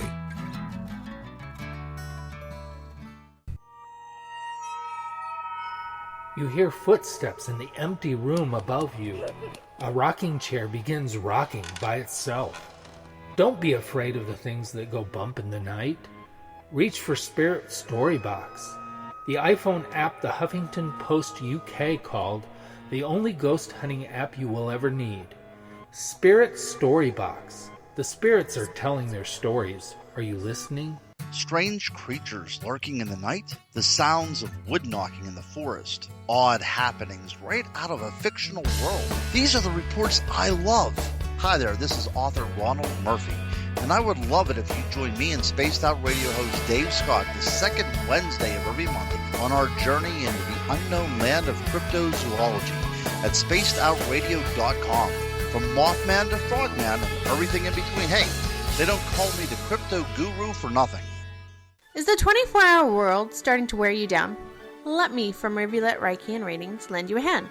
Hi, this is Jolene, and if you're in need of Reiki or a room reading, come to my website, rivuletrr.wix.com/rivuletrr&r, and let us help you out. At Rivulet, I specialize in healing your body, mind, and soul, no matter where you are. And be sure to check out the Rivulet R&R Facebook page for your best deals. Remember, it's time for you to make some time for you. Find yourself constantly looking up in the sky, looking for answers? Have you had extraterrestrial contact? Are you an abductee? Looking for answers to your experiences? Hi there, I'm R. Keith Andrews, Spaced Out Radio's resident ET expert. Join me live the first Friday of every month where I take questions from the Spaced Out Radio chat room and help you understand those from the far-off world. It's 2 hours of knowledge every experiencer should listen to. Hope to see you there. Did you know that Spaced Out Radio runs 7 days a week? Hi, it's James Tyson from Spaced Out Weekend. Every Saturday and Sunday night, starting at 9 p.m. Pacific, midnight Eastern, you can join me and my guests for some great chatter about what's going on out in the universe, or even in that dark part of the basement you really don't want to go back into. Well, let's find the answers to your experiences together. So come on up to Uncle Jimbo's cabin on the weekend. For more information, look us up at spacedoutradio.com.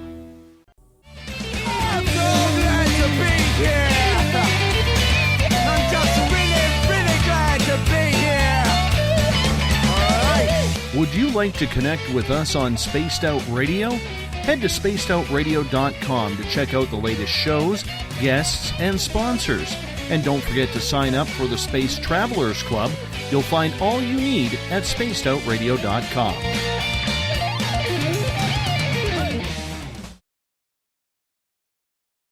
Welcome back to the final hour of Spaced Out Radio tonight. I am your host, Dave Scott. Thank you so much for being with us. If you are listening in on the SHR Media Network, out on Paranormal Forum, if you're in the Spaced Out Radio chat room on Spreaker, if you're in Facebook land on Euphoria Chronicles, as well as the SOR Space Travelers, our flagship chat room, we appreciate you taking the time. Thank you so much for being with us. Tomorrow night on the show, Eric Cooper will join us. We are going to talk to Eric from Forest Moon Paranormal in Washington State, and we are going to discuss everything about UFOs, everything about the paranormal, everything about Bigfoot, and how his group focuses on helping people who have some pretty traumatic experiences. That's tomorrow night on the mighty SOR. If you want to follow us on Twitter, you can do so at Spaced Out Radio. Give our Facebook page a like, Spaced Out Radio Show. On Instagram, I can be followed at Dave Scott, SOR. Our YouTube channel is Spaced Out Radio Show. You can subscribe to that. And our website is spacedoutradio.com. Check it out. It'll be a new website coming very, very soon once again. Tonight, we talk with Elizabeth Anglin. This is her final appearance of Cosmic Passport, which happens the final Monday of every month. Elizabeth's going to be concentrating more on her time with SOR and the Spaced Out Weekend crew of James Tyson and Corey. And we're going to be filling Elizabeth's spot on the final Monday of the month with Butch Witkowski. Strange Days is what it'll be called. We'll be talking everything from ETs to Bigfoot to werewolves to Dogman to anything else that's weird and cryptid that he has been covering over the last number of years. We bring in Elizabeth Anglin for the final hour here of Spaced Out Radio. Elizabeth, thank you so much. Thank you. Always a pleasure to have you on the show, because I think you enlighten so many of us in regards to your own personal experiences, you know. And one of the experiences I want to talk about is extraterrestrial, because if there's anything that is more God-fearing, and we talk a lot about it on this show, it's the whole ET phenomenon. There is a whole class of people out there, and you cannot blame them. You cannot be, you can't blame them, let me just put it that way, for having a lot of fear, because they have read the bad experiences, they've listened to the bad experiences, they have seen Hollywood movies about the bad experiences. Yet there are a bunch of people, yourself, myself, who have had positive experiences, maybe some that we're just not sure of. ET communication. How is it possible to contact someone of an extraterrestrial existence? Well, first you got to know who you're contacting. You have to at least know what they look like, or you might have a name for them, or have a pet name for them and a face. At least that's been my experience. So anything that you're going to do without validation or without, the actual living being in front of your face, you have to at least have a memory, a name, a face, or a situation that you know them within, and a pet name for them. So, for example, an ET that I talk to a lot is an engineer. He's in my book. He's the little guy who puts me in a UFO and tells me to go pick up somebody. And I'm like, I don't know how to fly a UFO. And he's like, well, yes, you do. And I'm like, no, I don't. Yes, you do. No, you don't.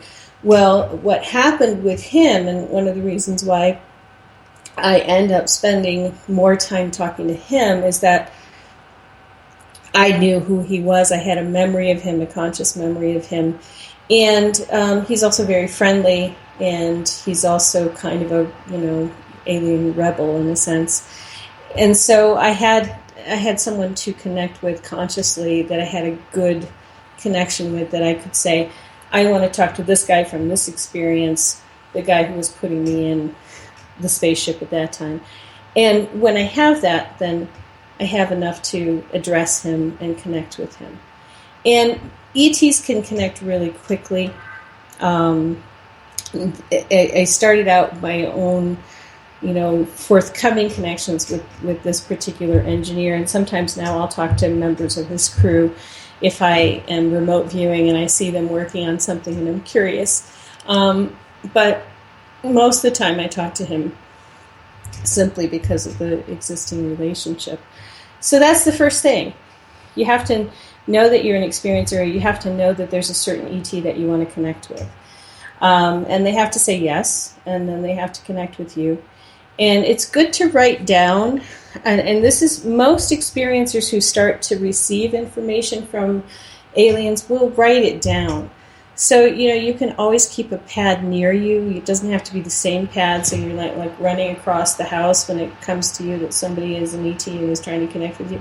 A pad and a pen is a good thing to have around, or you can consciously do it. You can meditate for a bit, and then consciously, if you know of an ET that you want to talk to, reach out to them and say, hey, dude, is this a good time to talk? Can you tell me about thus and such? This is just for, my understanding, my growth, my enlightenment, and also cultural understanding. Most of the time, they'll be willing to be forthcoming, depending on what group they're working with and what your relationship is.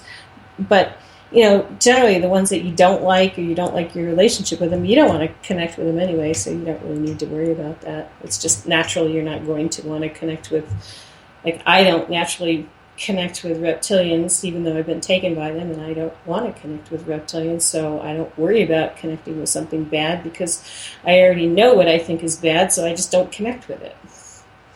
So, in case people are worried about somebody connecting with something bad. You know what's good. If you have half a brain. No, very understandable. but there's a lot of people who have nightmarish experiences, and they're wondering why. Okay, and I'm not going to get into the whole experience side, whether or not it's a good experience, bad experience. That's not what this is about tonight. It's more or less being able to ask those questions. So, for instance, let's say someone is on the table and having some sort of surgery applied to them. Mm-hmm. If they ask why, are they going to get an answer? Not a good one. I've never gotten a good answer while I'm on the table. I've gotten good answers when I'm off the table, when I'm not in such a heightened state of pissed offness and wanting to kill somebody. But I've never gotten a good one on the table. And I've gotten answers when I'm like at home and I'm telepathically connecting. And they're okay answers. But I would say, and this is an unfortunate thing because, I had a lot of really nasty physical things happened that were part of my agreement, part of my contract, but at the time I didn't know it, and I was really upset about them. And I had didn't sleep well, and I had a lot of fear and a lot of terror for a while. And I would not discount anybody who's going through that as their experience. I would say that fear and that terror, you can use it to inform yourself. You can use it to overcome what you have forgotten by going into regression or by reaching out or by trying to have a more one-on-one, relationship of equals versus relationship of the child guinea pig to the uber alien that makes you do stuff. But you have to seek it. You have to want it, and you have to fight for it. And that's what I did. I sought out being on a more equal footing. I fought for it. I asked more questions. I had more regressions. I did more things. And in the process of that, I found out why I was so terrified at night. I found out why I was terrified of aliens my entire childhood. I found out why I had an eating disorder. I found out, that I was self-soothing after experiences. And there was a lot of personal learning and growth.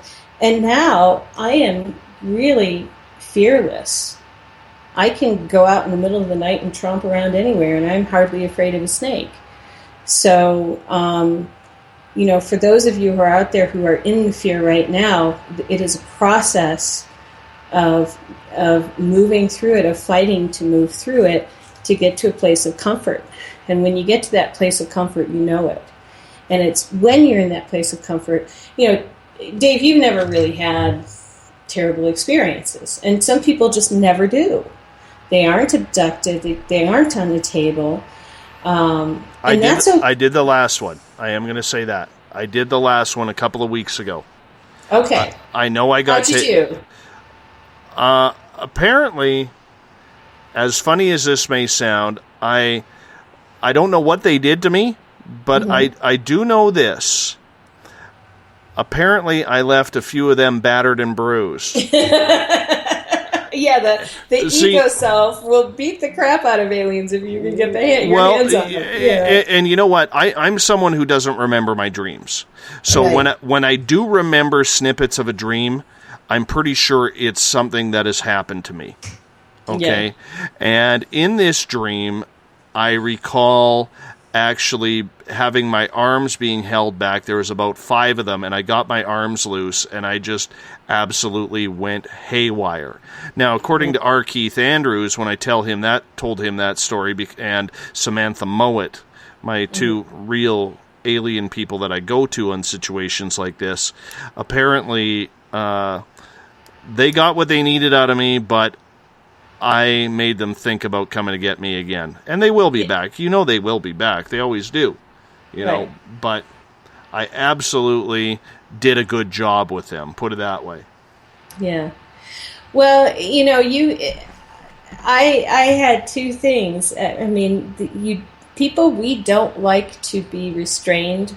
We don't like to have painful operations done on us, and aliens are pretty frail, so if you get your hands on them, even somebody who's not as burly as Dave, like I threw quite a few aliens against the wall and killed them. I don't feel guilty about this. I'm never going to feel guilty about it. They have a understanding that they're going to, their soul or spirit's going to go back in a body and relatively quickly, and they don't forget their lifetimes. So it's just basically that whole pain in the butt. Do we have a body for that consciousness to go into? Is what ends up being the issue for them. So they're pretty much going to be around whether or not you just temporarily make things tough on them. At least the group that I am familiar with, that is how it works for them. There are other groups that do other things, and it might not be wise to throw them up against a wall and break them. But, you did well. You're not afraid. You can still go out in the dark, right? Oh, yeah. I can go out in the dark. Yeah. That's not a problem. What? It's more or less that if I'm more pissed off than anything that it happened. and I'm more upset that it was something that I felt out of control of. But on the flip side, I also know that in order for them, because I have been told from my contact with the other side that I have some pretty good protection, and it just kind of upset me that that protection was that guard was down. You know what I'm saying? Yeah, you think that it's you have to be careful how you answer the questions aliens ask you. So, like, if you are open for alien contact, pay close attention, and you think you've had a telepathic conversation, or even if you don't remember one, be very circumspect. Like, don't answer right away if aliens come by and say, do you want to help us? Do you want to come on our ship and help us? Don't say yes, because they're going to be hearing a blanket yes. You have to ask a question back. What do you mean, help you? And if they say, well, we could use this, we could be more specific. And then you can say, well, and then you can say, no, I don't want to do that, like have what happened with Dave happen, but I would be willing to do something along this lines, which is, talk about you on air or help you with another problem where I'm standing up and talking and we're having a collegial conversation, or you need me to be under my own power doing something for you that helps everybody. It has to help human beings, the entire universe, as well as you, not just your group of people. So you have to be very specific if you're going to do anything with aliens, because they will ask you, you want to come help us? You want to help your planet? You want to help humanity? But they'll ask it blanket, and when you say yes, they assume that's a blanket yes, and it's not. So that might have been where you got into trouble. I'm just saying, maybe. We got a few questions coming in for you, Elizabeth. This one from Daryl in the Spaced Out Radio chat room on Spreaker. How do you get rid of that fear?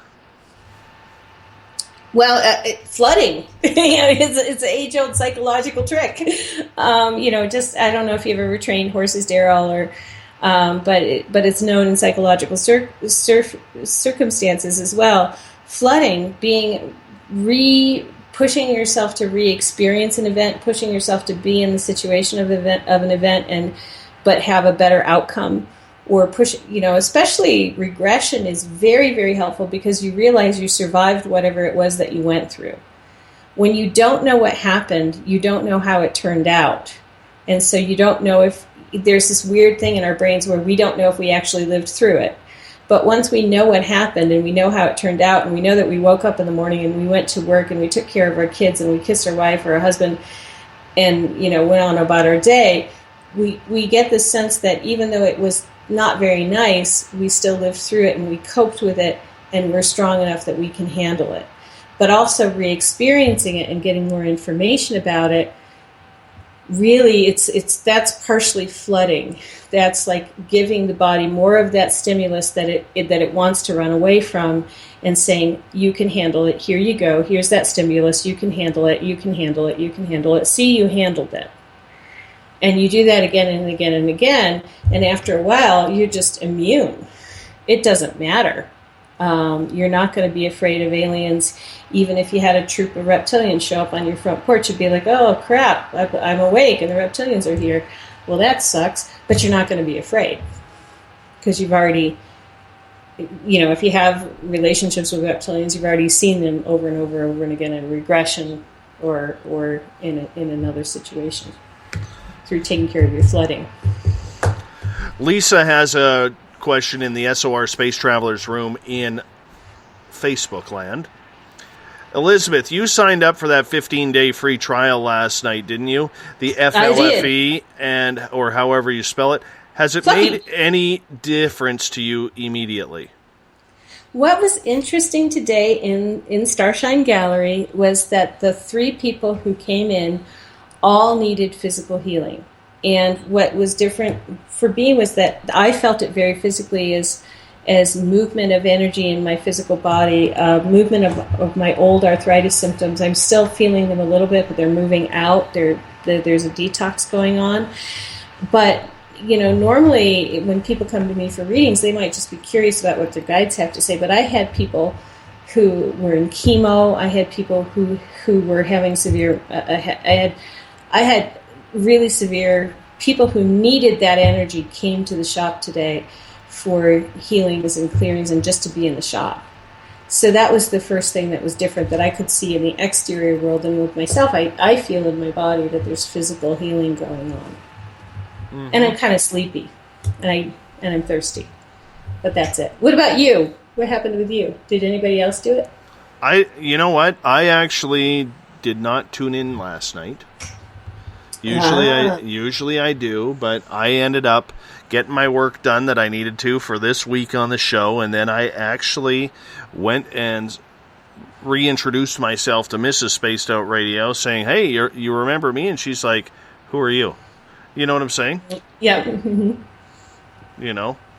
Yeah. And so that was that. So I'm a little lost out of this. Anyways, Claudia has a question from the SOR Space Travelers room. Mm-hmm. In the book Bringers of the Dawn by Barbara Marciniak, that when you're thinking about UFOs and aliens, that is like you have a light bulb on, mm-hmm. and they know you want to visit. Is that true? They're going to notice you. You may not want to visit. This is true. This is something that my friend who put me in the little spaceship, who I talked to, he tells me. He says, if I notice somebody out doing something, he says, don't think about them very hard because you don't want them to notice that you're noticing them, because your light will go on and then they'll become curious about you and they might pick you up. And I have, put it out there. I've changed my contract. Do not pick me up unless we're doing this project, which is a project I work in with that little guy. And so any other aliens I do have sort of a restraining order. I have a sort of programmed space around me that's 2 miles across, but I can break that programming by becoming overly interested in what another group of aliens are doing if I notice them or if I think about them too much. So I keep getting told, you have a certain amount of protection. Don't mess it up by getting snoopy in other groups of aliens' business. And I think there's a way I can get snoopy a little bit, but, I'm at a certain level where, for me, given that I went through so many years of physical, painful abductions, I don't want to because I don't want them to pick me up. They're not my group. They're not working on what I'm working on. I only work with a group where I can walk around and talk and, work on things as an equal.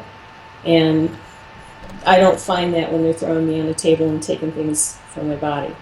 So Lisa has an update on the Fluffy thing. Okay. She says immediately she started itching like crazy. And she's not really sure it was due to that, and she's not really sure if she has noticed anything yet. Yeah, it might be. You can turn it off too. Like if you're having bad, or if you feel like you're over energized, you can go on there and hit the red button and turn it off, and then you can turn it back on later. You might want to turn it off and then turn it on and see if it itches as it starts up. But yeah, that's interesting. How did you do it last night? Ask her if she did it last night. Well, she'll probably respond once she gets to that. I will bring that up. We only have a couple of minutes left before we're going to take a break here at the bottom of the hour, our final break of the night. When you're communicating with extraterrestrials, there's so many people out there who say, I don't really care if it's good or bad. It really is one of those situations of be careful what you wish for, isn't it? Be careful what you agree to. Be careful what you wish for. Be careful what you meddle in. Be careful if you're a remote viewer where you bilocate to. Be aware of your surroundings. You want to be sovereign in your own space. And what I mean by that is that if, be aware when somebody is asking you to make an agreement with them, and it could be just, it seems like an offhanded conversation, and you're just kind of being polite. So do you want to go do such and such? And you maybe you don't really, but you say yes to be polite. Don't say yes to be polite when it comes to anything to do with aliens. you can say, let me get back to you on that. I'm not sure. What do you really mean? So you have to be, the society and how words are taken, literalness and the utilitarianness of their society is so incredibly different that you can't treat them like they're human, and you can't treat your conversations as if they are conversations you would have with other human beings, because the rules don't apply the same way. Excellent. On that note, Lisa does say she did try what you mentioned. She turned it off for a bit, then back on, yes, last night. Oh, okay, interesting. Huh. Interesting indeed. Yeah. Now I'm going to have to go back and listen to that broadcast with James Tyson on Spaced Out Weekend to learn about the FLFE, because, that's something that's kind of important. Probably I should do that a little bit better. When it comes to be careful what you wish for, is there a prayer or is there an energy that you should put out saying, look, if I'm going to have ET contact or anything to do with extraterrestrials, I want it to be the good guys. I don't want it to be, the Nazi version of extraterrestrials. You know what I'm saying? Yeah, but then there's the subjective issue of who are the good guys. Sometimes aliens who... I believe I work with good guys, but they've done things to me that I didn't like at all. Mm-hmm. And that, am I going to now judge them as bad guys because they've done things to me personally that I don't like or didn't like? And what is good? So you're getting into, again, your definitions of what does good mean to you? What kind of relationship do you want to have? It's kind of like when you go to a psychic and they say, oh, you want a relationship with a man? Write down the 100 things that you want in a man. Well, if you're going to have any relationship with aliens, write down the 100 things that you want and the 100 things that you don't want. Because that's how specific you want to make your energy field regarding aliens be if you're going to have anything to do with them. Mm-hmm. Absolutely. On that note, we are going to hop out for our final break of the night. Elizabeth Anglin is our guest. We're talking communication with extraterrestrials in the next half hour as well. You're listening to Spaced Out Radio. I am your host, Dave Scott. We'll be right back. Are you interested in advertising on Spaced Out Radio? Head to our website at spacedoutradio.com and click on our advertising tab. There you will find an assortment of ways you can get your product out there with us. From the radio, commercials, to banners, to social media. Have a product you'd like our host to endorse? We can do that too. Visit spacedoutradio.com for more details. Visit purpleplates.com today. For over 40 years, the Purple Energy Plates have been delivering amazing results for their many customers. Inspired by the great genius Nikola Tesla, the harmony, healing, and energetic effects of the plates have proven over and over to be beneficial and often miraculous to thousands of customers. With their money-back guarantee and the many benefits, how can you afford not to get one? Check their site for daily specials and choose from their many energy products. You won't be sorry. Right here, this is where we divulge the fruit of our research. Here on the Webster Phenomena every Saturday night at 8 p.m. Pacific, 11 p.m. Eastern on Spaced Out Radio. Attention Spaced Out Radio listeners. For only $5 a month, you can join Spaced Out Radio Space Travelers. Your membership at spacedoutradio.com will give you access to private fan area on the website, get you a monthly newsletter, draws for monthly swag, and a whole lot more. Sign up today to become a part of the Spaced Out Radio experience. Strange creatures lurking in the night, the sounds of wood knocking in the forest, odd happenings right out of a fictional world. These are the reports I love. Hi there, this is author Ronald Murphy, and I would love it if you join me and Spaced Out Radio host Dave Scott the second Wednesday of every month on our journey into the unknown land of cryptozoology at spacedoutradio.com. From Mothman to Frogman and everything in between. Hey, they don't call me the crypto guru for nothing. Greetings and salutations, space travelers, from the Chronicles of the Unknown team. What is Chronicles of the Unknown? I keep hearing about this thing. It's a new paranormal reality TV show based right here in beautiful British Columbia, Canada. Follow our team as we uncover claims of activity on the Caribou Gold Rush Trail. You can also follow us here every third Monday, where 2 members of our team will be available to answer your questions. We'll give you some equipment updates and some of our experiences on the road, right here on Spaced Out Radio.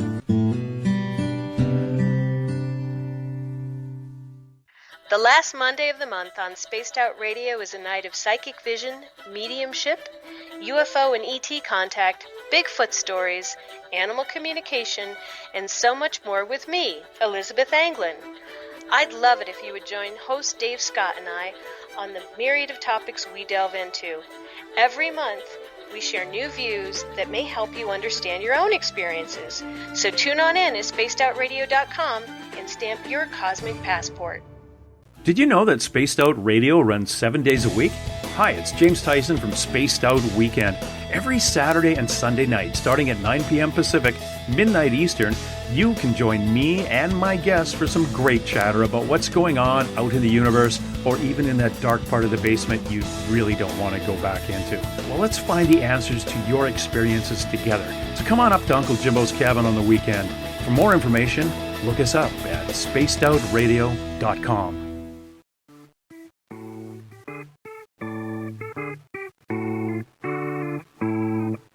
Missed most of tonight's show?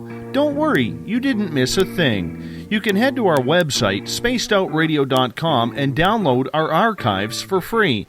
And don't forget to get your Space Travelers membership today. Now, back to tonight's show.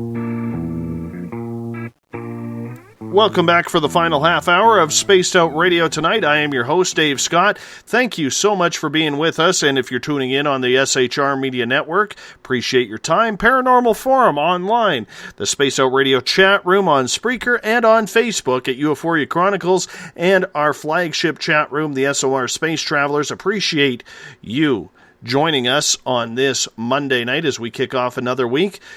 Tomorrow night on the show, Eric Cooper will join us from Forest Moon Paranormal. We will be talking everything from ETs to Bigfoot to paranormal experiences, as his team is like an emergency team when it comes to the supernatural. It'll be a fun chat indeed tomorrow night. Remember, you can follow us on Twitter at Spaced Out Radio. Give our Facebook page a like, Spaced Out Radio Show. On Instagram, I can be followed at Dave Scott, SOR. Our YouTube channel, where we store our archives, you can subscribe to it, Spaced Out Radio Show. And our website is spacedoutradio.com. Tonight, for the final time, we introduce Elizabeth Anglin and her series, Cosmic Passport, which comes to a close tonight, as Butch Witkowski will take over the final Monday of every month with Strange Days. He's from UFOcop.com. And Elizabeth, thank you so much for joining us. And you'll be now concentrating on your efforts with James Tyson on Spaced Out Weekend. Mm-hmm. Very nice. Very nice indeed. I want to start off with a question by Claudia in the SOR Space Travelers room on Facebook. What are the rules? In the last half hour, we talked about the rules about extraterrestrials. Are there any? And Claudia's question is, if we say no, we do not want to visit, will that stop a visit? Why are people taken against their will? Is it because they are not making it absolutely clear that they do not want to visit, or are there certain races that just take you anyways? Well, there may be certain races that just take you anyways. The race that I'm familiar with, which I would call, most people I guess call the Zaytans, that group that I'm familiar with, it starts in childhood for most people, and there's a question that's asked: Do you want to help your planet? Do you want to help everybody down there? And the question may be asked when you're in space looking at the Earth, which is a very emotional moment. Where you're being asked if you want to help everybody on your planet. And you may feel, even if you're a child, this tremendous amount of love and compassion for your planet and everybody on it, and your family and your brothers, your sisters, your pets, the birds and the trees, the grass, etc. There's this kind of really connected emotional moment where you're asked, do you want to help? Do you want to help your planet? And that is like worms, so it's everything. Do you want to help everybody down there? And it's really important And do you want to help? It's so important, and you're helping everyone, everything, every living being. And you may say yes to that because of that feeling of connection, but you may not be given the full information about what that entails for you as an individual with an ego. And it's not until you grow up and you're in a body long enough as an individual with an ego that you realize that this help that you're doing is in some ways damaging to your body, in some ways damaging to your relationships. It can be damaging to your relationships. It can be damaging to your ability to work or to stay well.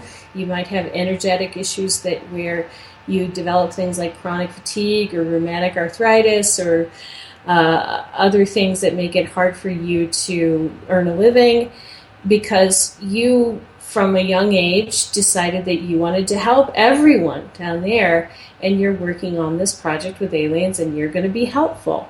Well, at some point you have to say, wait a minute, enough. This help that I'm doing through the use of my body, my time, my energy, my sleep time is actually damaging to me as an individual, and I have to set a boundary.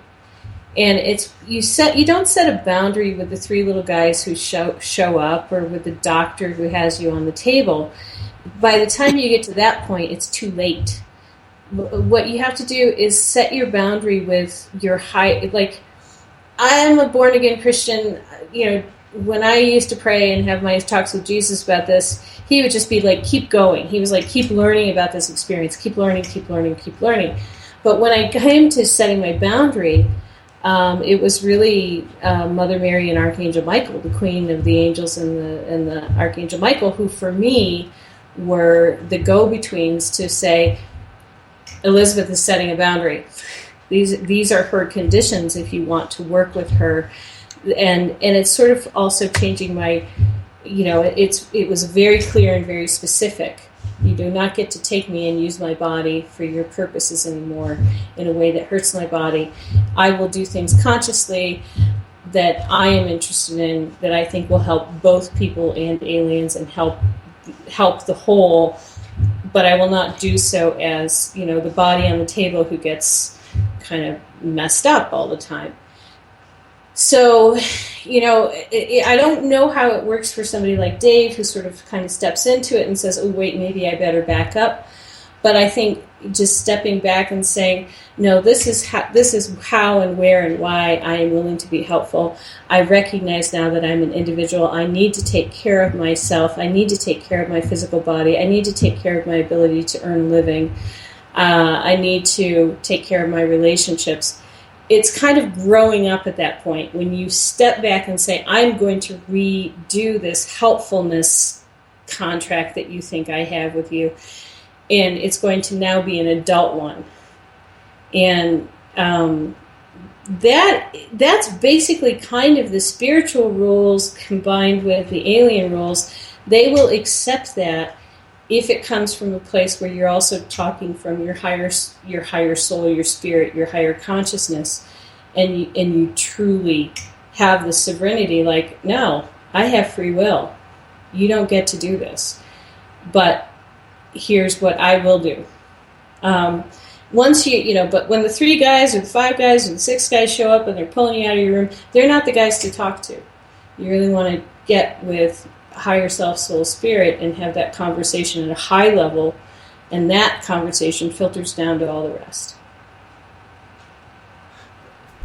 There are a lot of people out there who have had success with bad ET experiences by using the name of Jesus Christ. Who are they? Well, I mean, you can't put it that way. I have not met any of them. I know over 200 experiencers, and I'm Liz, I have had them on this show. Okay, good. Okay, well, I don't know if they were actually seeing ETs. That's the things. Well, okay. Can I finish? Do you mind? Yes, you can. No, I don't mind. Thank you. All right. I have had people on this show who have dealt with experiencers and tried it themselves, who have stated that they have said in the name of Jesus Christ, because there are a lot of ET extraterrestrials out there that are God-fearing. Yeah, they are. Okay. And they also know that there is some power and influence in the Son of God. Yeah. So you have not dealt with any of those experiences, or people who have had that. I don't believe that what they're saying is 100% absolutely true, or that they're actually seeing the ETs that they say they're seeing. And here's the reason why. If you are a lifelong experiencer and you come into this lifetime and having experiences is part of your spiritual agreement, you can invoke Jesus. I invoke Jesus Christ upside down, backwards, forwards, and sideways. And when I prayed about it, what came up was, this is what you decided you wanted to learn about in this lifetime. Keep going, because it wasn't working for me. Now, if these people are just random, they're aliens coming through and they invoke the name of Jesus and it works for them, then that's great. But if you're lifelong and it's part of your contract and part of what you decided you wanted to learn about, it isn't going to work for you. I have not met any of these people. I worked with John Mack. I know over 200 experiencers. I know a lot of people like to get online and say this is how it works, because what they're doing is they're making a connection between invoking the name of Jesus and clearing out evil spirits. Well, there are evil spirits who will pretend to be aliens, and they're all over the place. And that's wonderful, and that will work. And if they don't have that contract or they don't have that life experience, that's wonderful. It'll probably work to invoke the name of Jesus Christ. But the fact of the matter is, I know hardcore experiencers that really have the lifelong, the agreement. This is, it doesn't make any difference. It's when you become an adult and when you say, these are my boundaries, this is my free will. And this is something, Jesus doesn't want us to become children who are dependent on his name. He wants us to make decisions for ourselves about what we are going to do with our life experiences and to take responsibility as adults for those decisions, not to be worshipers of him. He is a teacher. He is not a deity. And for those of you who think he's a deity, you have at it. But my personal experience of Jesus Christ is that he's a teacher and he wants us to come into our own free will, to learn the things that he knows, to do the things that he did, and to learn through our life experiences and to take responsibility for the things that we have set up for ourselves. And when we are willing to take responsibility for the things that we have set up for ourselves, we don't need to invoke his name to come save our butts. And yes, there may be nasty spirits out there who are pretending to be aliens. I've got abductees who are telling me about this. I've got mediums who are telling me about, who do mediumship with aliens, who are telling me about spirits who are pretending to be aliens. And I'm sure saying the name of Jesus Christ would make them scoop.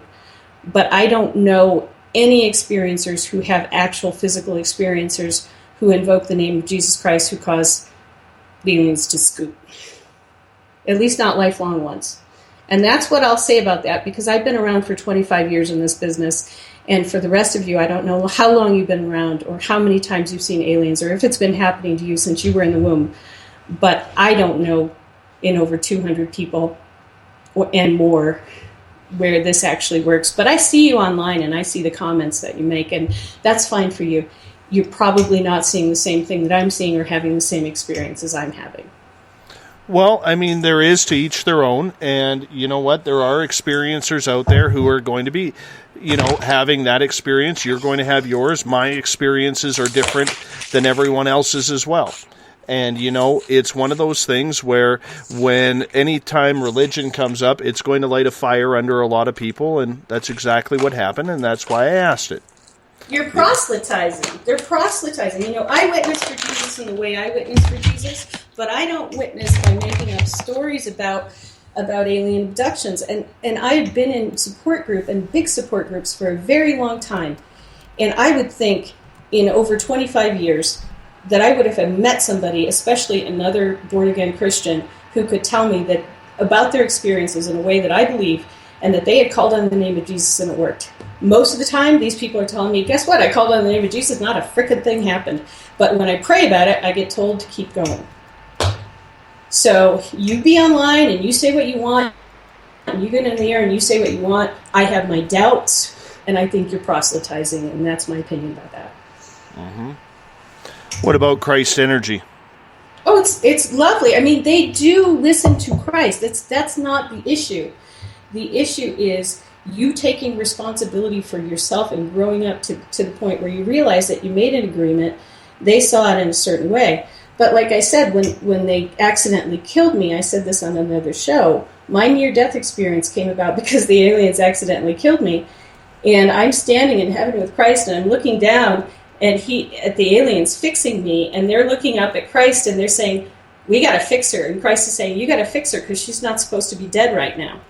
And there was such power and authority there that they had to fix me because they had messed up, and that was not part of the plan. And Christ definitely had the power and authority in that situation to say, you broke her, you fix her, she's not supposed to be here right now. And they knew, there was no beating around the bush.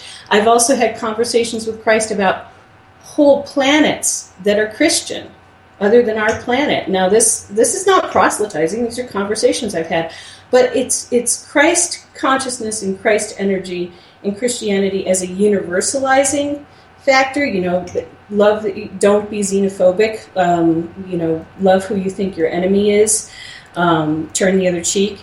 It's that kind of energy and that kind of teaching that universalizes a planet so that they can go out there and be reasonable citizens with other planets and not be fear-mongering, which is what tends to happen with this sort of Christianity that's been taken over by the Roman Empire.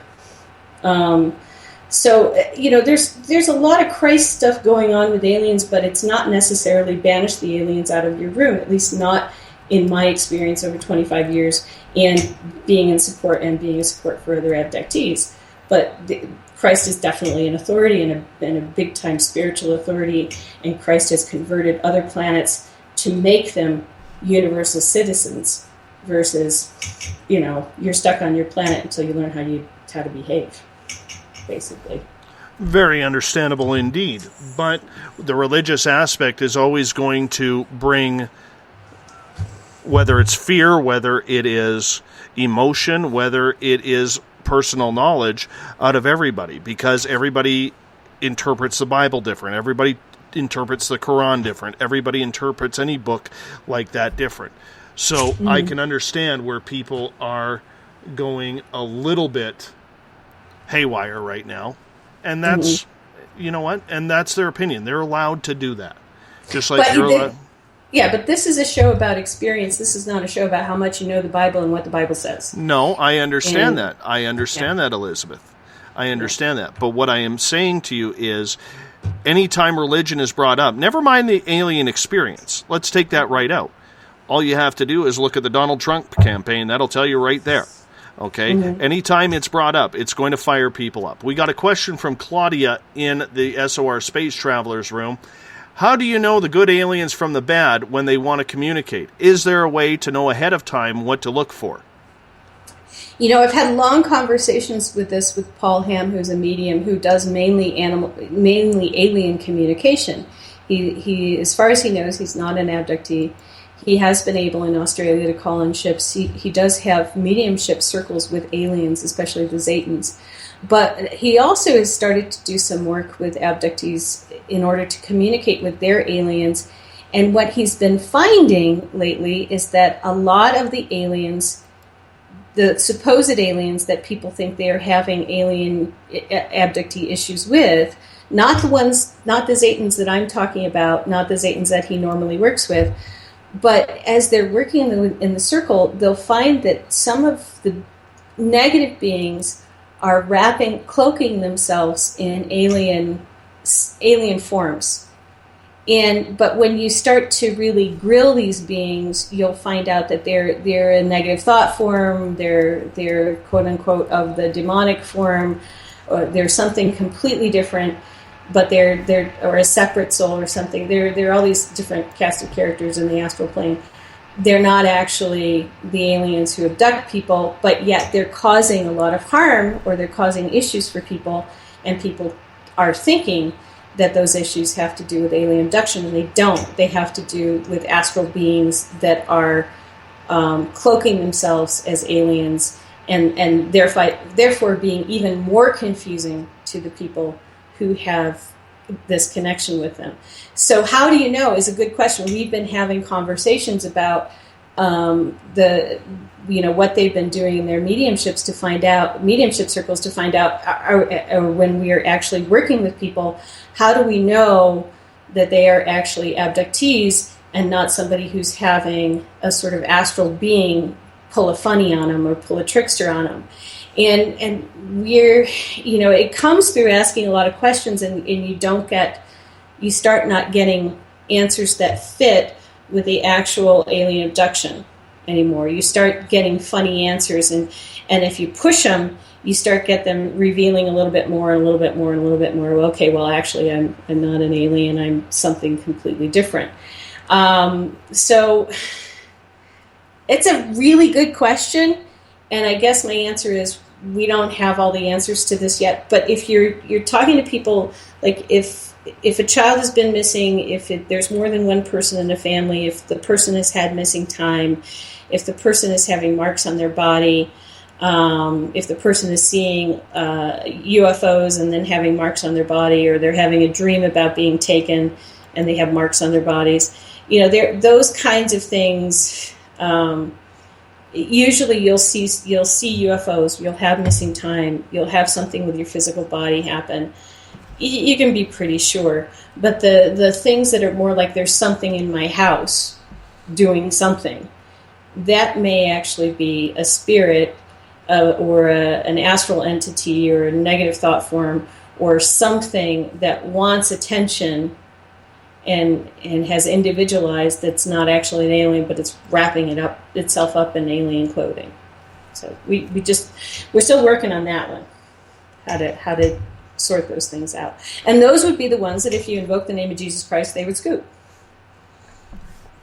No, and I can understand that. That is very, very true. I mean, we honestly don't know. Mm-hmm. We really don't know whether it's good or bad. Is there a part that can be brought forward inside the communication with extraterrestrials, whether it's telepathic or something along those lines, in regards to seeing ships? For instance, summoners, mm-hmm. people who can summon ships. Is that kind of the same thing? It's a little bit different. I like ships a lot, so I tend, if you're talking about good aliens, I tend to think ships are good, mainly because a lot of a ship's capacity is to be protection in the depths of space, where you could get ripped apart pretty easily. So a ship generally tends to have good intentions for the people who are traveling in it, or the aliens that are traveling in it. It has to be a protective being, a nurturing being. It's usually a social being.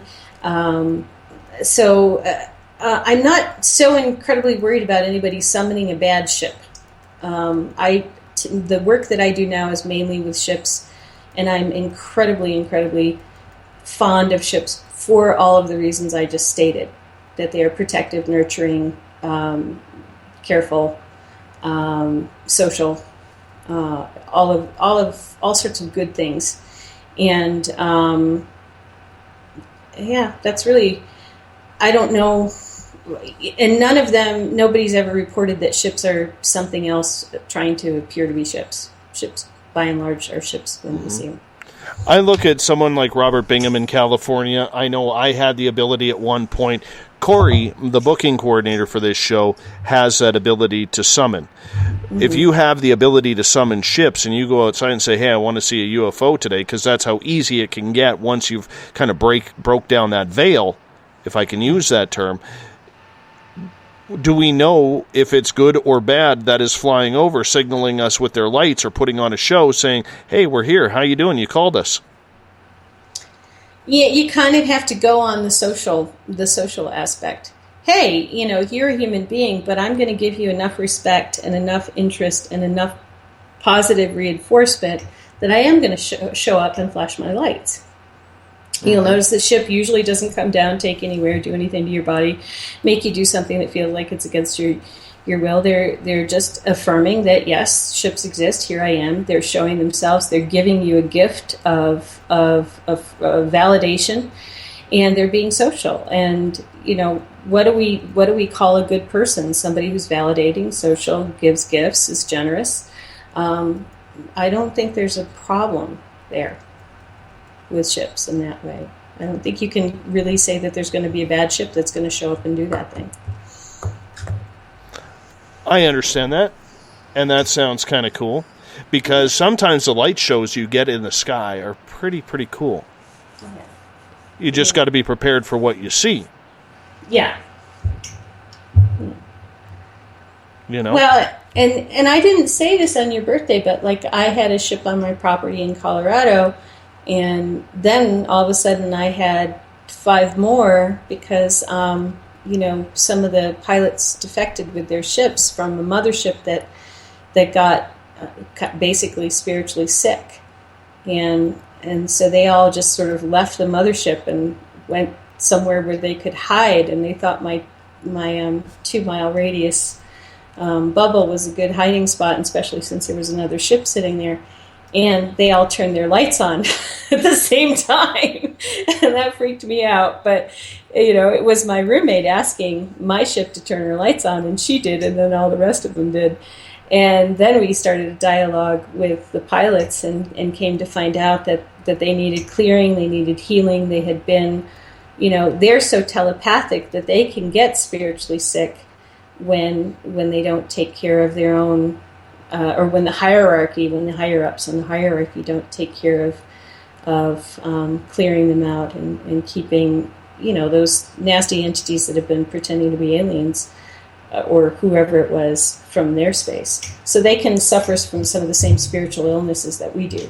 Not just the ships, but the pilots. And then they really feel bad. We got time for one final question from Claudia in the SOR Space Travelers room on Facebook. Mm-hmm. All of her contact has been in dreams. Why do they choose to come in dreams? Is it because we have no say then? No. And your contact actually, Claudia, may not be in dreams. It may be that's the only time that you remember, because you're going through different levels of consciousness as you fall asleep and as you wake up. And you may be sorting through the things you don't remember in the dream time. So it's very common that early stage abductees who haven't had regressions will remember their experiences in dreams because they're working through it, or because the experience will get folded into a dream when they get brought back. And so most early, non-regressed abductees or abductees who don't have in-your-face conscious experiences will remember the experiences as dreams, or they will think of them as dreams. But it's not anything about the dream state where they're doing things to you necessarily in the dream state because you are in the dream state. However, it is true, you are correct, that a lot of our spiritual shielding does go down when we are in the dream state, and so we are less protected. And so if you do any sort of spiritual shielding, you want to put them back up in the morning because you may lose them overnight. But in terms of aliens, generally we tend to remember more in dreams before we've ever been regressed or had a conscious experience. So. Elizabeth, thank you so much for being on Spaced Out Radio and the time that you have put into this show. I absolutely adore you. You know that. And I adore everything that you've done to help us out behind the scenes with this show.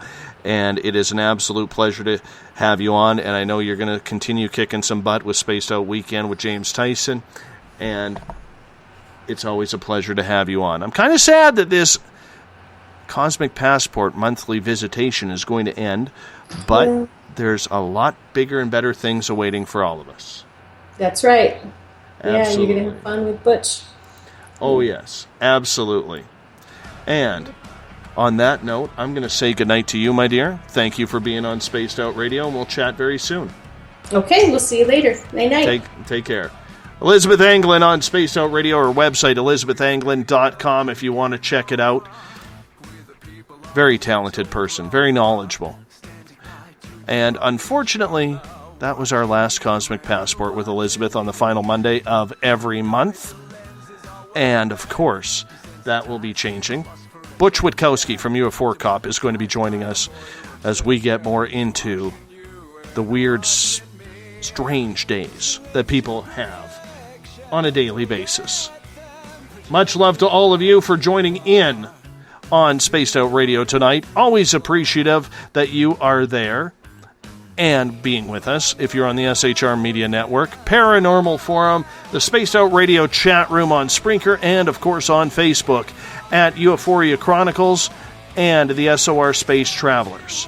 Always a pleasure to have you with us. Tomorrow night on the show, Eric Cooper will join us from Forest Moon Paranormal in Northwest Washington State. We're going to get into the emergency side of the paranormal. And yes, paranormal includes everything from cryptids to UFOs to demonology to extraterrestrials.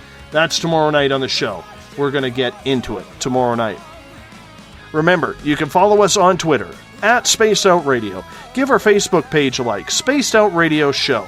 On Instagram, I can be followed at Dave Scott, SOR. Our YouTube channel where we store our archives is Spaced Out Radio Show, and our website is spacedoutradio.com. Appreciate all of you tuning in tonight. Mr. Bumblefoot, rocking us around before and after the show. You can find all the Bumblefoot's music on spacedoutradio.com. Click on the Bumblefoot banner. We're changing the website up again, making it a 3.0. As we'll talk to you in exactly 21 hours. Have a good night. This is the new totalitarian state. 1,000 eyes are waiting for you to break. Stay in line, don't make a mistake. We're watching. We watched you.